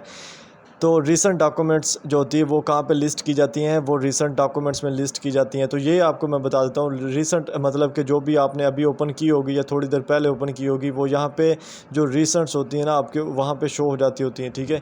यहाँ पे ऊपर वाले मेन ऑप्शन में जाएँ, यहाँ पे आप रिस्टोर कर सकते हो, ये यहाँ पे सारी चीज़ें आपको मिल जाती हैं, ठीक है। उसके बाद अगर हम देखें नीचे, ribbon is divided into tabs, groups and commands. Ribbon जो होता है आपको पता होना चाहिए, जो एक रिबन होता है वो कितनी चीज़ों में डिवाइड जो होता है, टैब्स होते हैं, उसमें आगे ग्रुप्स होते हैं और उसके आगे कमांड्स होती हैं, ठीक है। यानी कि रिबन क्या होता है मैं आपको बताता हूँ। ये जो एक रिबन है ना, यहाँ पे मैं आपको हाईलाइट कर देता हूँ, ये वाला, ठीक है। लाइक ये जो रिबन्स हैं, ये रिबन्स है, ये जो मैंने हाईलाइट कर दिया ना, होम का, इंसर्ट का, डिज़ाइन का, page layout, references, mailings, reviews and views, इनको हम रिबन्स बोलते हैं। ये आगे डिवाइड होता है, यानी कि होम के अंदर ये आगे ग्रुप्स बने हुए हैं, ठीक है। इनके आगे बीच में ग्रुप्स बने हुए हैं और इसमें आगे कमांड्स बनी हुई हैं, ठीक है। ये सारा चीज़ें यहाँ पे बताई हुई है, ठीक है। तो ये जिस तरह मैं बता रहा हूँ, अगर आप इस तरह से करते जाओगे तो आपको इजीली तैयारी हो जाएगी, ठीक है। उसके बाद जो मेन रिबन होता है उसको हम क्या बोलते हैं, मेन रिबन जो होता है वो होम रिबन होता है। पहला जो टैब होता है वो होम रिबन होता है, जैसे यहाँ पे भी मैंने ओपन किया है ना, ये होम रिबन, ठीक है, ये इसको मेन रिबन बोलते हैं, ठीक है। ये होम रिबन दोनों में, तीनों में होता है, यानी कि पावर पॉइंट में भी होता है, एक्सेल में भी होता है और एमएस वर्ड में भी होता है। ये सेम होता है, इसके जो फंक्शंस होते हैं वो बिल्कुल सेम होते हैं, ठीक है। नेक्स्ट हमारे पास होता है in the lower right corner and of the small groups is a small down pointing arrow and these are references to dialog expanders और लॉन्चर्स। डायलॉग एक्सपेंडर्स और लॉन्चर्स जो होते हैं ना वो एंड पर होते हैं किसी भी स्मॉल ग्रुप के, और वो क्या करते हैं उसको मज़ीद एक्सपेंड कर देते हैं। लाइक मैं आपको दिखा देता हूँ, ठीक है, सिंपल।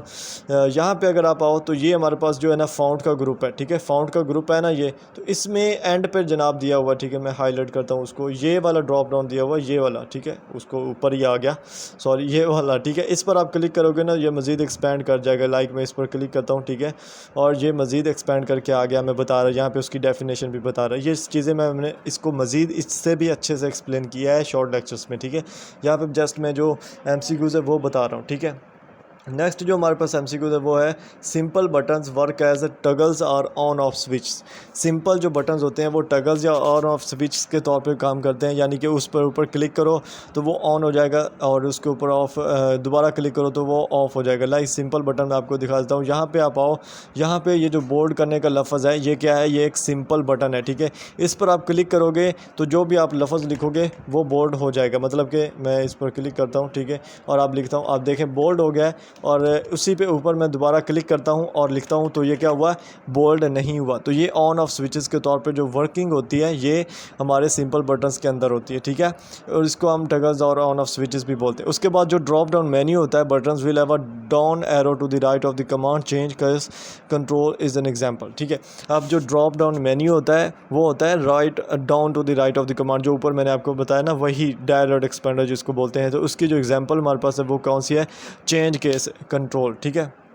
चेंज केस कंट्रोल वाला जो फंक्शन है हमारे पास, उसमें इसकी एग्जांपल आ जाती है चेंज केस कंट्रोल वाले फंक्शन में, ठीक है। ये पेज लेआउट है, इसमें आपके पास ये जो ये एग्जांपल है ना, ये वाली, ठीक है, ये वाली, ये इसके एग्जांपल में आ जाती है। इसी तरह डिफरेंट है, यानी कि एक ही चीज़ की काफ़ी ज़्यादा एग्जांपल्स बनाई गई हैं, ठीक है। उसके बाद हमारे पास जो नेक्स्ट एमसीक्यूज़ है यहाँ पे वो simple button and a drop down menu button.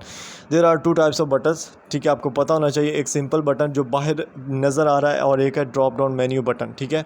दोनों का डिफरेंस आपको पता होना चाहिए, जो मैंने आपको ऑलरेडी बता दिया। उसके बाद होता है underline is an example of combination command, ठीक है। अंडरलाइन का जो हमारे पास फंक्शन होता है वो किसकी एग्जाम्पल है, वो कम्बिनेशन कमांड की एग्जाम्पल है, ये आपको पता हो, ठीक है। उसके बाद ये आपको नहीं भी पता यार, आप जाओ एमएस वर्ड आपने ओपन करनी है साथ में, ठीक है, एमएस वर्ड ओपन की, ये अंडरलाइन कमांड है ना, तो इसका आप देखें ये कि कहाँ पे है, ठीक है, ये कम्बिनेशन कमांड, इसके अंदर मज़ीद आगे कम्बिनेशंस बने गए हैं, ठीक है। तो ये इसको क्या बोलते हैं, कम्बिनेशन कमांड्स, ठीक है। नेक्स्ट आप देखो तो मिनी टूल बार होता है। मिनी टूल बार का मतलब क्या होता है, मिनी टूल बार होता है कि appears automatically when ever you select text and contains common text formatting command. अगर आपको इसकी डेफिनेशंस नहीं आती तो कोई इशू नहीं है। यहाँ पे हम आते हैं, यहाँ पे हम क्या करते हैं, टेक्स्ट को सिलेक्ट करते हैं। इसको मैंने सेलेक्ट किया, जैसे ही सिलेक्ट किया ये जो आ गई ना चीज़, इसको हम मिनी टूल बार बोलते हैं। इसमें हमारे पास बोल्ड का लफ्ज़ है, इसको इटैलिक्स का है, अंडरलाइन का है, इसको कलर करने का है, ठीक है। ये सारे जो ऑप्शन आ रहे हैं इसको हम मिनी टूल बार बोलते हैं। ये तब आती है जब हम टेक्स्ट को कर लेते हैं सिलेक्ट, या फिर हम जो ना वो राइट बटन दबाते तब भी आ जाती होती है अक्सर औक़ात, ठीक है। उसके बाद है quick access tool bar. Quick access tool bar जो होती है provide easy access to the commands you are most frequently. Quick access tool bar से हम क्या कर लेते हैं, जल्दी कोई भी चीज़ जो होती है वो हम जल्दी से उसमें एक्सेस हासिल कर सकते हैं। इसमें हमारे पास जो चीज़ें आती हैं वो मैं आपको दिखा देता हूँ। इसमें पहला जो होता है वो सेव का ऑप्शन होता है, एंडो का होता है, रीडो का होता है, क्विक प्रिंट बटन्स होते हैं, appear in the quick recent tool bar by default, ठीक है। ये चीज़ होती हैं इसमें क्विक एक्सेस टूल बार में, और ये आपको पता होना चाहिए यार। ऊपर आप इसको देख लीजिएगा, शॉर्ट लेक्चर्स आपने इसके लास्ट में देखने, आपको इसके आइडिया हो जाएगा, मुकम्मल आइडिया हो जाएगा, ठीक है। नेक्स्ट हमारे पास एक इम्पोर्टेंट कंसेप्ट है एंडो एंड रीडो का। पहले हम एंडो की एग्जांपल देखते हैं। इसमें हमारे पास दो शॉर्ट कीवर्ड्स हैं, शॉर्ट की हैं, जिनको हमने याद करना है। पहला होता है control Z the typing disappears and control Y the typing reappears. ठीक है, अब मैं आपको बता देता हूँ, आप कभी भी असाइनमेंट्स बना रहे हो या कुछ भी कर रहे हो और आपसे कोई मिस्टेक हो जाती है, लाइक यहाँ पे मैं इस टेक्स्ट को इतना डिलीट कर देता हूँ और मैं क्या करता हूँ, मैं कंट्रोल प्लस जेड कर रहा हूँ और वो टेक्स्ट अगेन वापस आ गया। इसको बोलते हैं जो हमारे एंडो की पहली एग्जांपल। और कंट्रोल वाई होता है, उसका मतलब होता है कि रीअपीयर, यानी अगर आप यहीं पे उसी टेक्स्ट को सेलेक्ट करके या ना भी सिलेक्ट करो, इसमें टेक्स्ट सेलेक्ट करो ना करो कोई इशू नहीं होता है, कंट्रोल वाई कर दो तो वही टेक्स्ट जो मैंने पहले डिलीट किया था वो अगेन डिलीट हो गया। ठीक है, और कंट्रोल जेड में कर देता हूँ अगेन और वो अगेन आ गया। ठीक है, तो ये फंक्शन होता है। नेक्स्ट अगर आप देखो एंडो की एग्जांपल में, तो एंडो के एग्जांपल में हमारे पास यही तीन चीज़ें होती हैं मेन। पहला होता है control U to underline and control Z the underline is removed, control Y the underline reappears. अब इसमें आप क्या कर सकते हो, इसमें सिंपल अंडरलाइन का कंसेप्ट है, वही सेम है। फॉर एग्जांपल यही टेक्स्ट मैं क्या करता हूँ, इसको सिलेक्ट करता हूँ। ठीक है, सिलेक्ट करके मैं कंट्रोल यू करता हूँ, उसके नीचे अंडरलाइन अब लग गई है। ठीक है, पहले नहीं थी अब लग गई है लाल। ठीक है, अब मैं क्या करता हूँ, इसमें कंट्रोल इसको जेड करूँगा वो रिमूव हो जाएगी, कंट्रोल वाई करूँगा वो अंडरलाइन जो रिमूव हुई थी वो अगेन लग जाएगी। तो ये कंसेप्ट है इसका। ठीक है, तो ये इनका कंसेप्ट आपको पता होना चाहिए। उसके बाद आपको ये पता होना चाहिए जो MS वर्ड है उसके जो इम्पोर्टेंट ग्रुप्स होते हैं। ठीक है, सबसे पहला जो इम्पोर्टेंट ग्रुप होता है वो होता है होम रिबन। आपको नहीं पता यार, मैं आपको बताता हूँ। सिंपल शॉर्ट क्वेश्चन में या MCQs में पूछते हैं, कहते हैं कि MS वर्ड में जो होम रिबन है उसके जो ग्रुप्स हैं वो बताओ।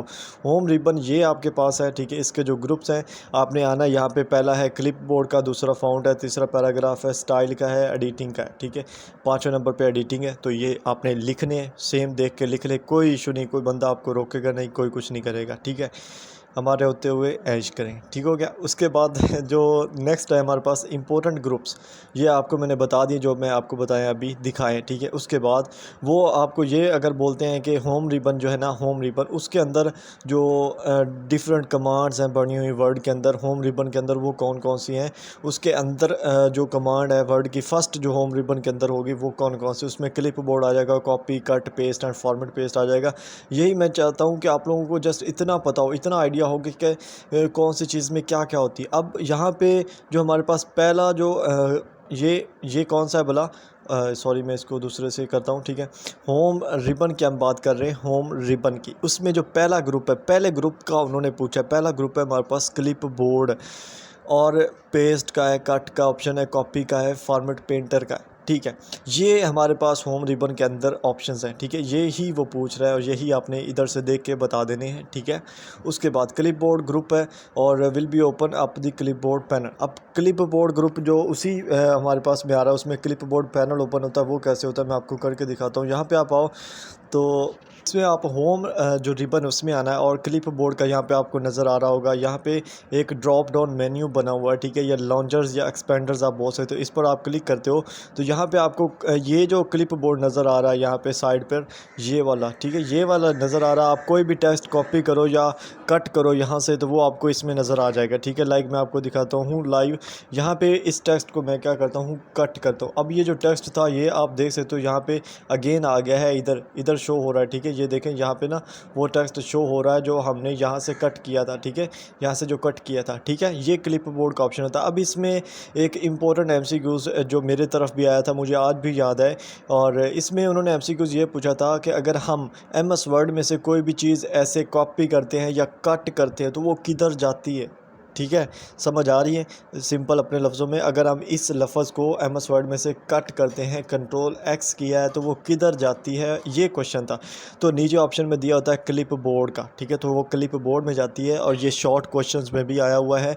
इसको आपने अच्छे से करना है। अब आई थिंक करने की ज़रूरत तो नहीं है, आपका हो ही गया है ऑलमोस्ट। ठीक है, उसके बाद कट एंड कॉपी पेस्ट का ऑप्शन जो हमारे पास MS वर्ड में होता है, जो हम यानी कि शॉर्टकट कीज़ के बगैर देख सकते हैं, वो आप देख सकते हो।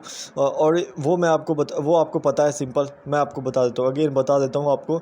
यानी कि एक तो हम शॉर्टकट कीज़ के ज़रिए कर रहे थे और दूसरा हम क्या करेंगे, हम अपने माउस के से करेंगे। हम इसको सेलेक्ट करेंगे और इसको हमने कट करना है तो ऐसे जो हमारे पास राइट बटन होता है उसको क्लिक करेंगे, यहाँ पे कट और कॉपी का ऑप्शन है सेम, और यहाँ पे नीचे पेस्ट का भी ऑप्शन है। अगर आपने पेस्ट करना तो पेस्ट भी हो जाएगा, ठीक है। ये सारे फंक्शन इसी में यही चीज़ बताई गई है, ठीक है। नेक्स्ट जो यहाँ पे वही चीज़ अगेन एक इंपॉर्टेंट बताई गई है कि the office clip board is a storage area. Office clip board का जहाँ पे भी बोलते हैं ये इसको क्लिप बोर्ड भी बोलते हैं, ऑफिस क्लिप बोर्ड भी बोलते हैं, ठीक है। ये क्या है, एक स्टोरेज एरिया। इसमें क्या होता है कि जब भी हम कोई चीज़ कट करते हैं, वर्ड में हो या हमारे पास एक्सेल में हो, कहीं पर भी हो, ठीक है, हम वो जो चीज़ होती है वो क्लिप बोर्ड में चली जाती है और हम उसको यूज़ कर सकते हैं तभी जब तक हम उसको यूज़ कर रहे हैं, मतलब कि MS वर्ड को। अगर हम MS वर्ड इधर से काट देते हैं तो भी हमारे क्लिप बोर्ड में होती है। इस चीज़ को भी माइंड में रखिएगा, वो कंप्यूटर के क्लिप बोर्ड में फिर चली जाती होती है, ठीक है। उसके बाद हमारे पास जो ये दो कीज़ हैं, शॉर्टकट कीज़ हैं, कट और पेस्ट वाली। कंट्रोल X से कट होता है, कंट्रोल V से पेस्ट होता है। बेसिक सा मेथड है, ये तो आपको पता है, तो ये आपको आनी चाहिए, ठीक है। सेकंड ग्रुप ऑफ कमांड्स जो होता है वो कौन सा है, वो उन्होंने पूछा है होम रिबन में। सेकंड ग्रुप ऑफ कमांड्स कौन सा है, तो वो फॉन्ट ग्रुप का है, ठीक है। ये मैं आपको ऑलरेडी बता दिया है कि यार जब भी वो ग्रुप पूछ रहे हैं, यानी कि MS वर्ड में आते हैं वो, और वो पूछते हैं कि ये जो होम रिबन है, ये वाला होम रिबन, इसके अंदर जो सेकंड ग्रुप है, पहला ग्रुप है क्लिप बोर्ड का, दूसरा है फॉन्ट का, ठीक है। फॉन्ट ग्रुप हो गया, उसमें अगर वो कुछ भी बोलते हैं तो आप इसमें से देख सकते हो। अगर आपको नहीं भी समझ आ रही, यार आपको नहीं समझ आ रही, आप इस पर आओ, जैसे ये ये कलर होता है बैकग्राउंड कलर, इस पर आप आओ, क्लिक करो, यहाँ नीचे लिखा हुआ आ जाएगा text highlight colour, make your text pop by highlighting it in a bright colour, यानी कि उसकी डेफिनेशन भी आपको दे देते हैं। तो ये चीज़ें रहती हैं जो आपको पता होनी चाहिए, ठीक है। सिंपल, ये इसमें कोई इंपॉर्टेंट चीज़ें आपको याद करने वाली नहीं है, ठीक है। उसके बाद नेक्स्ट जो हमारे पास है basic text editing. Font group task जो है वो कहाँ पे होगा, अगर आपको नहीं पता तो आपने जाना होम टैब में, फिर फॉन्ट ग्रुप में, फिर फॉन्ट एरो में, ठीक है। ये मैं आपको करके दिखाता हूँ। यही चीज़ वो अगेन पूछ रहे हैं, वो कहते हैं कि फॉन्ट ग्रुप के अंदर जो फॉन्ट टैब है उसको आपने क्लिक करना है, ठीक है।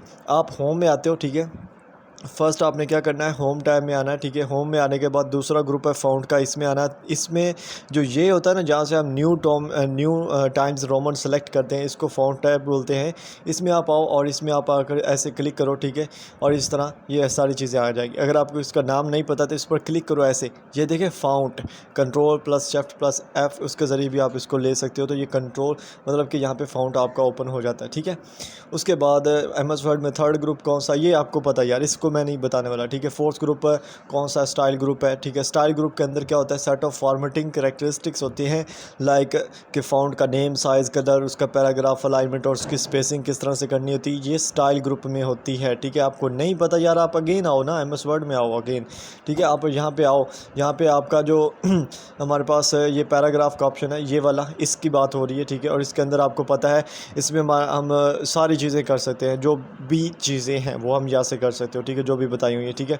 तो ये बेसिक चीज़ें थी। उसके बाद फिफ्थ और फाइनल ग्रुप जो होता है होम रिबन में, वो एडिटिंग ग्रुप होता है, ठीक है। Editing group, find and replace and select, find and replace feature and word. ये आपने इनके जो असल जो मकसद है वो आपने शॉर्ट लेक्चर्स में जाके देखने, वहाँ से आपको पता चल जाएगा, ठीक है। अब मैं इसको एक्सप्लेन नहीं करने वाला, मज़ीद आपको बता दिया है हर चीज़, ठीक है। उसके बाद हमारे पास under the find group there is a go to command. ये एक इंपॉर्टेंट शॉर्ट क्वेश्चन है। वो बोलते हैं कि जो फाइंड कमांड होती है उसके अंडर एक कमांड होती है, वो कौन सी कमांड होती है, तो वो गो टू की कमांड होती है। मैं आपको दिखा देता हूँ, ये इंपॉर्टेंट शॉर्ट क्वेश्चन भी बनता है। और क्या बोलते हैं इसको हमारे पास एक बोलता है यार, MCQs बनता है यार, भूल जाता हूँ मैं, ठीक है। यहाँ पे ये एडिटिंग के ग्रुप में आपको फाइंड का ग्रुप मिलता है, ठीक है। अब इसमें आप आओ और इसमें आपने फाइंड के जो ड्रॉप डाउन मेन्यू ना, इस पर क्लिक करते हो ना, यहाँ पे देखें, यहाँ पे जो थर्ड नंबर पे है वो गो टू का ऑप्शन, इसका फंक्शन क्या है। इस पर आप ऐसे ही माउस लेकर आओ और आपको ना ऐसे ही माउस लेकर आओ और आपको पता चल जाएगा, यहाँ पे ना लिखा हुआ आ जाता है, ठीक है। लिखा हुआ आ जाता है कि इसका फंक्शन क्या है, मतलब सर्च करने के लिए यूज़ करते हैं, ठीक है। जब भी कोई लफ्ज़ सर्च करना हो ना पूरी फाइल में से, तो उसके लिए यूज़ करते हैं, ठीक है। उसके बाद सेलेक्ट जो ग्रुप होता है उसके अंदर कौन कौन से पर्पसेस होते हैं, कौन कौन सी चीज़ें होती थी, उसमें हम सेलेक्ट ऑल कर सकते हैं, सेलेक्ट ऑब्जेक्ट्स भी कर सकते हैं, कुछ टेक्स्ट आपने सेलेक्ट करना हो तो वो भी कर सकते हैं। ये 3 फंक्शंस होते हैं, ठीक है।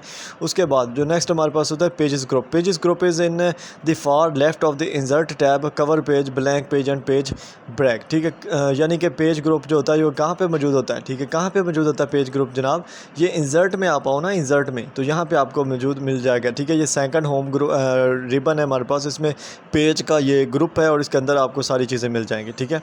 ये वही चीज़ें यार, मैं अब ख़ुद शर्मिंदा ना हो जाऊँ मैं, क्योंकि मैंने शॉर्ट लेक्चर्स में इतने डिटेल से बताया वो ये चीज़ें सारी, ठीक है। उसके बाद हमारे पास आ जाता है कि books that keeps record of all transaction expenditure and incomes such a book can be called manual और पेपर स्प्रेडशीट्स। ऐसी तमाम जितने भी आपको कारोबार नज़र आएंगे उसमें जो मेन चीज़ यूज़ हो रही होती है वो स्प्रेडशीट होती है। उसमें क्या होता है, उसमें जो ट्रांजैक्शन उन्होंने की होती है उनका कंसेप्ट होता है, उनकी डिटेल होती है, जो वो लगाए बैठे होते हैं, जो उनका मुनाफा होता है, जो उन्होंने पैसे खर्च किए होते हैं, वो सारी होती है, वो स्प्रेडशीट कहलाता है। ठीक है, MS पावर पॉइंट में आ जाते हैं।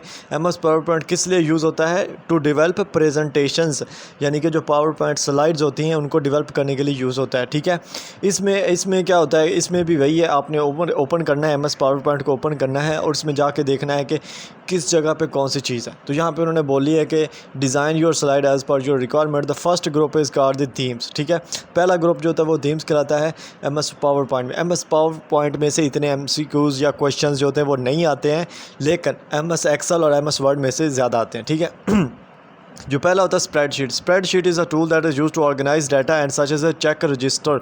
स्प्रेडशीट ऊपर भी इसकी डेफिनेशन वही आई है। इसमें हम क्या करता है, बेसिकली ये डाटा को ऑर्गेनाइज करता है। इसमें हम देख सकते हैं कि हमारे इनकम क्या है, हमारे एक्सपेंडिचर क्या है, हमारे जो सारे आ रहे हैं जितने भी उसकी डिटेल्स है वो क्या है। तो स्प्रेडशीट इसको बोलते हैं। जैसे कि हमारे पास चेक रजिस्टर्स होते हैं, ठीक है, एग्जाम्पल इसकी दी हुई है। ठीक है, तो ये बिज़नेस जो रिकॉर्ड्स होते हैं उनको रखने के लिए यूज़ होते हैं। उसके बाद हमारे पास माइक्रोसॉफ्ट एक्सेल वाले टॉपिक्स जो है ना, ये 220 से 224 तक है। दो वीडियोस मैंने शॉर्ट लेक्चर्स, दो वीडियोस है जिनमें मैंने जो इनके फार्मूलेज हैं उनको कवर किया। अगर आप लोग देखोगे तो आपके 5 मार्क्स का long question, short question, MCQs वहीं से क्लियर हो जाएंगे। जस्ट आपके आधा घंटा लगेगा और आपके कंसेप्ट भी क्लियर हो जाएंगे और आपको कुछ याद करने की ज़रूरत नहीं होगी। जस्ट आपने जैसा कॉपी पेस्ट ही काम है, जस्ट आपको नहीं करना है। ठीक है, इसमें क्या होता है, ये हमारे पास एक एग्जांपल है। ठीक है, MS पावर पॉइंट एक्सेल जो है ये किसकी एग्जांपल, हमारे पास स्प्रेडशीट एप्लीकेशन प्रोग्राम जो होता है उसकी एग्जांपल है। ठीक है, ये किसकी एग्जांपल है, स्प्रेडशीट एप्लीकेशन प्रोग्राम की। ये किस लिए यूज़ होता है, इसमें भी हम क्या करते हैं, सेम जो डाटा होता है उसको स्टोर करते हैं, ऑर्गेनाइज करते हैं और मैनिपुलेट करते हैं। ठीक है, MS एक्सेल में। ठीक है, और उसके बाद हमारे पास जनाब है एक्सेल ऑफर्स। ठीक है, एक्सेल हमारे पास किस तरह के चार्ट्स प्रोवाइड्स करता है। तो चार्ट जो है एक्सेल आपने ओपन करना है, चार्ट वाले सेक्शन में जाना है, उसमें आपने जाना है column, line, pie, bar, area, scatter and more बहुत सारे हैं, वहाँ पे आपको नज़र आ जाएंगे। तो वो आपके एक्सेल जो ऑफर्स प्रोवाइड कर होता है वो सारे। ठीक है, उसके जो बाद जो फार्मूला का पार्ट है एक्सेल के अंदर, formula is a set of mathematical instructions that can be used to in Excel to perform calculations. ठीक है, इसकी डेफिनेशन है, ये आपको आनी चाहिए कि formula is a set of mathematical instructions. Mathematical instructions होती हैं इसमें कि किस तरह से हमने डाटा को परफॉर्म करना है, कैलकुलेट करना है। तो ये फार्मूला का साइन होता है एक्सेल के अंदर। ठीक है, उसके बाद जो सबसे इंपॉर्टेंट एक MCQs एक्सेल में से है वो ये है कि type the equal sign and the formula. जब भी कोई फार्मूला हमने लिखना है या हमने लिखना चाह रहे हैं तो उससे पहले हम क्या करते हैं, जो इक्वल टू का साइन होता है ना, इक्वल टू का साइन, ठीक है, ये वाला साइन जो होता है हम इसको लगाते हैं, उसके बाद फार्मूला राइट करते हैं तो हमारा फार्मूला लिखा जाता है।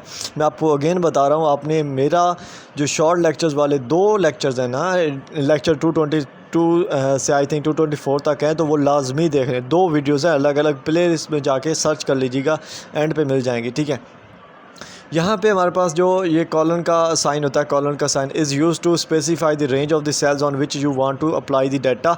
ये क्या करता है, रेंजेस को स्पेसिफाई करता है, यानी कि आपने पहला कॉलम कौन सा सिलेक्ट किया है, देन आप कौन सा कॉलम सेलेक्ट कर रहे हो। लाइक C6 आपने सेलेक्ट किया है तो D आप सेलेक्ट कर रहे हो तो D6 कर रहे हो, तो उसके लिए यूज़ होता है। ठीक है, ये फार्मूले के दरमियान में यूज़ होता है। अगर ये नहीं करोगे तो फिर 2 सेल्स अगर आप सेलेक्ट कर चाह रहे हो तो वो नहीं होंगे। ठीक है, उसके बाद हमारे पास जो बेसिक फंक्शंस होते हैं ना, बेसिक जो फार्मूले हमारे बनाए गए हैं, हमारे बताए गए हैं हमारे हैंडआउट्स में। ठीक है, वो हैंडआउट्स और जो शॉर्ट लेक्चर्स उनमें थोड़ा फ़र्क है, मैं आपको बताऊंगा।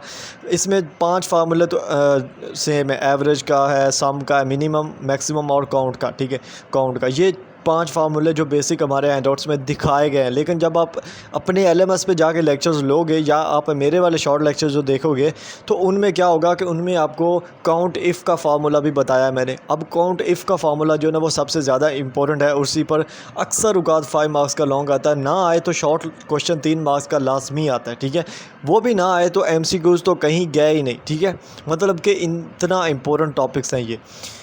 अब उसके बाद क्या है, हमारे पास टू टाइप्स ऑफ सॉर्ट्स होती हैं। सॉर्ट्स एक्सेल के अंदर जब भी हमने डाटा को सॉर्ट करना होता है तो दो टाइप्स ऑफ सॉर्ट्स होती हैं। एक होती है हमारे पास बेसिक सॉर्ट और दूसरी होती है custom sort. Basic sort and custom sort, ये दो तरह की सॉर्ट्स होती हैं, बस इतना आपको पता हो, ठीक है। इस जो आगे है इसको मैं डिलीट कर देता हूँ क्योंकि ये चीज़ें आपने याद नहीं करनी, ठीक है।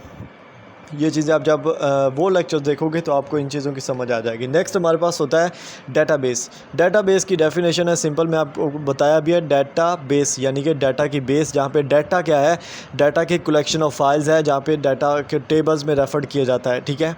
डेटाबेस में एक चीज़ याद रखिएगा, जो हमारे पास डाटा होता है उनको हम रेफर किस किस शक्ल में करते हैं, टेबल्स की शक्ल में करते हैं। किसकी शक्ल में करते हैं, टेबल की शक्ल में करते हैं, ठीक है। और इसमें क्या होता है कि जितनी भी इन्फॉर्मेशन होता है उसका एक ऑर्गेनाइज्ड फॉर्म में इसमें हम उसको रखा होता है ताकि हम इजीली उसको एक्सेस कर सकें। डाटाबेस इसी को बोलते हैं, ठीक है। आप इसको बोल सकते हैं कलेक्शन ऑफ डाटा भी बोल सकते हो सिंपल लफ्ज़ में, ठीक है। SQL होता क्या है ये आपको पता होना चाहिए। SQL की फुल फॉर्म होती है structured query language. Structured query language, structured query language, बस इतना आपको पता हो, ठीक है। उसके बाद रिलेशनल डेटाबेस क्या होता है, this is the most commonly used syntax for quarrying. Quarrying के लिए जो सबसे ज़्यादा मोस्ट कॉमनली यूज़ होता है वो कौन सा है, वो रिलेशनल डेटाबेस होता है, रिलेशनल डेटाबेस, ठीक है। उसके बाद है हमारे पास external data tab is use to import, export, collect and share data between different databases. ऐसा टैब जो इंपोर्ट करता है, एक्सपोर्ट करता है, कलेक्ट करता है, शेयर करता है डिफरेंट डेटाबेसेस को, उसको हम क्या बोलते हैं, एक्सटर्नल डाटा बोलते हैं, ठीक है। उसके बाद इंपॉर्टेंट MCQs यहाँ पे एक है, each column in table is refer to as a field. Table के अंदर जो हर कॉलम होता है उसको हम क्या बोलते हैं, फील्ड बोलते हैं। लाइक यहाँ पे नीचे एक टेबल दिया हुआ है ना, ये वाला हमारे पास ये टेबल है ना, इसमें क्वेरी है, डिस्क्रिप्शन है, इसमें जो अब एक एक कॉलम है, यानी कि ये जो क्वेरी है और ये जो सिलेक्ट का है, ये डिस्क्रिप्शन का है, इसको हम क्या बोलते हैं, इसको हम फील्ड बोलते हैं, ठीक है। ये चीज़ है। उसके बाद हमारे पास है क्वेरी टाइप्स। क्वेरी की जो टाइप्स हैं ये आपको पता होना चाहिए। ये जो क्वेरी की टाइप्स वाला क्वेश्चन है ना, ये बहुत ज़्यादा इंपॉर्टेंट है यार फाइनल टर्म के लिए, ठीक है। इसमें आपको 5 मार्क्स का क्वेश्चन होता है या 3 मार्क्स का भी आता है और है बहुत ज़्यादा इंपॉर्टेंट, ठीक है। इसमें पूछते गए हैं वो मैं आपको बताता हूँ। फर्स्ट जो पहली चीज़ है कि क्वेरी की कितनी टाइप्स होती हैं, तो क्वेरी की 4 टाइप्स होती हैं, ठीक है। आपको पता होना चाहिए जो क्वेरी होती है उसकी कितनी टाइप्स होती हैं, 4 होती हैं, ठीक है। 4 कौन कौन सी होती हैं, ठीक है, ये भी आपको पता होना चाहिए, मैं आपको बता देता हूँ और इनका आपने याद क्या करना वो भी बताता हूँ, ठीक है। क्वेरी की 4 टाइप होती हैं। पहली होती है हमारे पास सेलेक्ट की टाइप, ठीक है। दूसरी होती है हमारे पास इंसर्ट की टाइप, तीसरी होती है अपडेट की और चौथी होती है डिलीट की, ठीक है। अब इनमें जो आपने याद करना होता है वो ये पूछते हैं, ये जो आप एंड पे देख रहे हो जेनेरिक SQL सिंटैक्स, ठीक है। जेनेरिक SQL सिंटैक्स वो ये पूछते हैं कि जो क्वेरी की टाइप्स हैं उनका आपको ज़िक्र बोल देते हैं कि जो सिलेक्ट है या जो इंसर्ट है इनकी आप क्या बोलो, इनकी आपने लिखनी है जेनेरिक SQL सिंटैक्स, ठीक है। ये जो फार्मूला दिए हो ना इन टेबल्स में, ठीक है, ये वो बोलते हैं कि इनको लिखना है आपने। तो सिलेक्ट के फार्मूले यहाँ पे 3 दिए हुए हैं, इनमें से आप कोई भी एक याद कर लेना, ठीक है। सिलेक्ट के फार्मूले कितने दिए हुए हैं, यहाँ पे 3 दिए हुए हैं, इनमें से ये छोटा सा इसको याद कर लेना। उसके अलावा इंसर्ट के दिए हुए हैं, ये छोटा सा इसको याद कर लेना, ठीक है। इसी तरह अपडेट का है और हमारे पास डिलीट का है, ये आपको फार्मूले लाजमी आना चाहिए, ठीक है। और डिलीट का जो ऑप्शन होता है इसका एक फंक्शन भी होता है, थोड़ा सा आप फंक्शन को भी देख लीजिएगा। मेनली जो है ना वो सिंटैक्स ही आपसे पूछते हैं, वो बोलते हैं कि इसका सिंटैक्स लिख दो, ठीक है। तो आपने इसका ये चीज़ें हैं ये लिख देनी है, ठीक है। डिलीट का जो हमारे पास कंसेप्ट है ये क्या होता है, ये डाटा होता है डाटाबेस में जो उसको रिमूव करने के लिए यूज़ करते हैं हम, ठीक है, सिंपल सा। उसके बाद हमारे पास यहाँ पे थोड़ा सा इंपॉर्टेंट MCQs हैं और शॉर्ट क्वेश्चन है, इस चीज़ को देख लेना। पहला जो इसमें हमारे पास होता है वो है HTML फाइल। HTML फाइल होता क्या है, a web page is nothing more than a file, जिसको हम HTML फाइल बोलते हैं to be exact, and it's called HTML because, इसको HTML क्यों बोलते हैं, क्योंकि इसमें जो फाइल की एक्सटेंशन होती है वो .html में होती है या .htm होती है, ठीक है। तो ये HTML फाइल होती है, ठीक है। ये वेब पेज जो होता है ना, मतलब कोई भी वेब पेज उसको हम HTML फाइल बोलते हैं, ठीक है। लाइक आप गूगल ओपन करो, जो पहला पेज आएगा आपके सामने, ठीक है, वही HTML फाइल है, ठीक है, इतना आपको पता हो। उसके बाद हाइपर टेक्स्ट क्या होता है, hyper text markup language is a markup language. Hyper text markup language, इसको आप HTML का फुल मुखफ़फ़ यहाँ पे बताया गया है। मैं इसको हाईलाइट करता हूँ बेसिक एमर्स वर्ड से, लाइक ये जो इतना टेक्स्ट बताया गया ना, ये क्या बताया गया भला? ये आपको बताया गया है फुल फॉर्म ऑफ HTML, ठीक है। इज़ अ मार्कअप लैंग्वेज, ये एक मार्कअप लैंग्वेज है, ठीक है।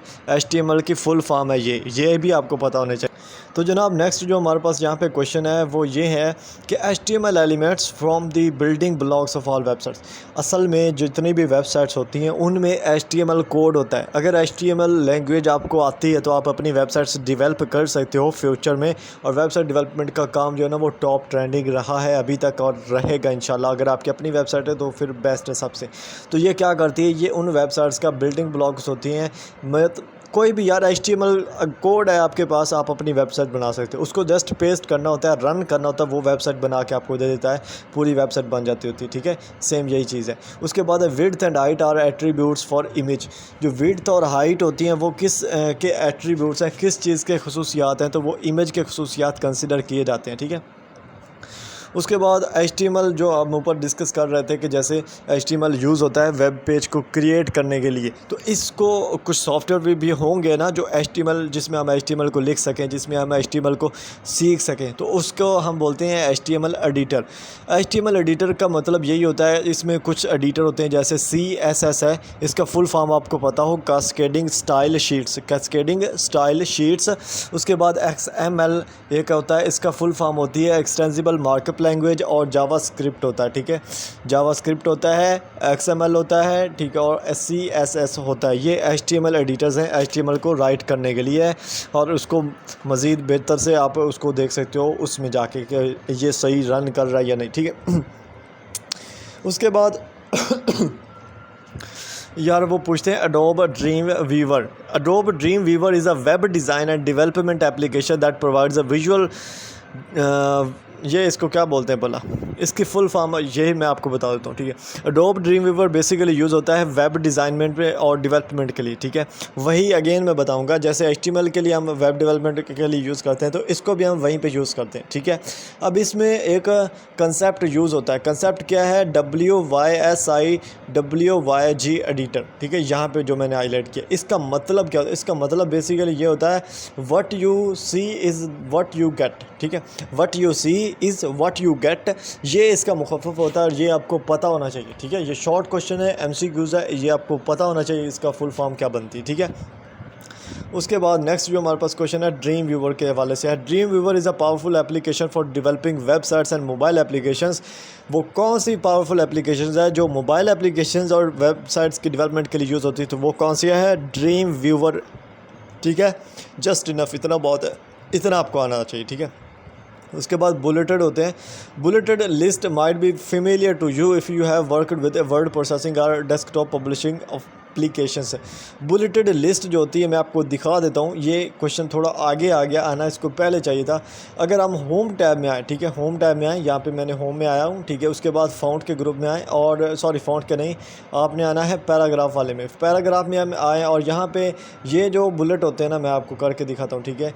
यहाँ पे ये वाले, ठीक है, ये इनको बुलेट लाइब्रेरी बोलते हैं। यहाँ पे आप कोई भी बुलेट यूज़ कर सकते हो। ये कोई भी, मतलब जैसे आपने करना, जैसे मैंने यहाँ पे देखें ये हो गया है, इसी तरह डिफरेंट ये बुलेट लिस्ट होती है, ठीक है। जस्ट ये इतना आपको पता, और ये जब भी हम कोई भी करना चाहें तब होती है। और यहाँ पे एक चीज़ मैं आपको टिप देना चाहूँगा यार, जब आप पेपर में क्वेश्चन का आंसर लिख रहे होते हैं ना, तो उसको इस तरह से बुलेट बना लिया करो, वहाँ पे भी ना बुलेट बना लिया करो। उससे क्या होता है कि उससे जो आपका होता है, क्या बोलते हैं, कि पेपर वो थोड़ा अच्छा नज़र आता है। लाइक जैसे मैं ये बना रहा हूँ, ठीक है, इस तरह से, ठीक है, इस तरह से। अगर टाइप्स पूछ रहा है तो इस तरह से बना दो। अगर आपने यहाँ से उसकी वर्डिंग करनी हो तो इस तरह से बना दो, ठीक है, इस तरह से। तो ये आपको सेम जो है होम टैब यहाँ पर नज़र आ रहा है, ये भी वहाँ पर आपको ऐसे ही नज़र आता है। थोड़ी सी चेंजेस होती है, बेसिक जो फंक्शंस होते हैं वो यही होते हैं, ठीक है। उसके बाद जो नेक्स्ट हमारे पास MCQs है, use the unorder list button in the property inspector to create a bulleted list, ठीक है। अनऑर्डर्ड लिस्ट को आप जो है ना वो प्रॉपर्टी इंस्पेक्टर में जाके उसको वहाँ से बुलेटेड लिस्ट क्रिएट कर सकते हो। वही चीज़ है कि बुलेटेड लिस्ट को क्रिएट किस तरह से करना होता है। तो ये इंपॉर्टेंट नहीं है, जस्ट बुलेटेड लिस्ट होती क्या, ये आपको बता दिया है मैंने जो बेसिक चीज़ थी। तो यहाँ पे हाय यार, यहाँ पे जो हमारा कंसेप्ट था वो क्लियर होता है, ठीक है। और यहाँ पे आपको पता होना चाहिए कि हमने कितना कवर कर लिया, ठीक है, कितना कवर किया हमने 82 लेक्चर से लेके 186 लेक्चर्स तक कवर किया। अगर आप पार्ट 2 देख रहे हो और पार्ट 1 नहीं देखा, उसका लिंक भी डिस्क्रिप्शन में, आपने उसको भी देख लेना, फर्स्ट चीज़। उसके बाद यार अगर आप बिल्कुल भी चैनल को आपका दिल नहीं कर रहा अभी भी सब्सक्राइब करने का, तो यार कोई इशू नहीं है, आप के जो दुआएं हैं वही इनफ है, ठीक है। और जिन्होंने लोगों को कदर होगी इस वर्क की वो लाजमी करेंगे, क्योंकि अगर आप आज किसी के काम की कदर करते हो और हसरत हसद नहीं करते हो तो आप भी एक दिन कामयाब होते हो, इंशाल्लाह हो जाओगे आप भी, ठीक है। क्योंकि ये आपकी एक नेचुरली आदत होनी चाहिए आप में कि आप दूसरों का काम, जो अच्छा काम कर रहे हो ना, उनको आप सराहो, उनकी तारीफ़ करो। इससे आपके अंदर भी एक अच्छी पर्सनैलिटी बिल्ट होती है और उनके तरफ भी आपकी एक अच्छी पर्सनैलिटी, एक अच्छी इमेज बनती है, ठीक है। तो इस चीज़ को अपने माइंड में रखिएगा। ये वीडियो, ये सब्सक्राइबर्स, ये व्यूज़ मैटर नहीं करते यार। असल जो चीज़ होती है वो आपकी लाइफ होती है, जो आप रोज़मर्रा ज़िंदगी में गुजार रहे होते हो। तो इसीलिए मैं बार बार बोलता हूँ कि चैनल को सब्सक्राइब करते रहें, ठीक है। तो आदत होगी अब तो आपने चैनल को लाजमी सब्सक्राइब कर देना है अभी नहीं किया तो, और वीडियो को लाइक कर देना है। अपने दोस्तों के साथ आपने बिल्कुल शेयर करना है, हर दोस्त के साथ जो CS का है। तो मिलते हैं नेक्स्ट वीडियोस में इंशाल्लाह। जो करंट पेपर्स होंगे उनके साथ मैं हाज़िर हो जाऊंगा आपके साथ, और फिर करते हैं कुछ और भी। तो तब तक के लिए अल्लाह हाफ़िज़। अपना और अपने प्यारों का ख्याल रखिएगा। अल्लाह हाफ़िज़। पाकिस्तान जिंदाबाद।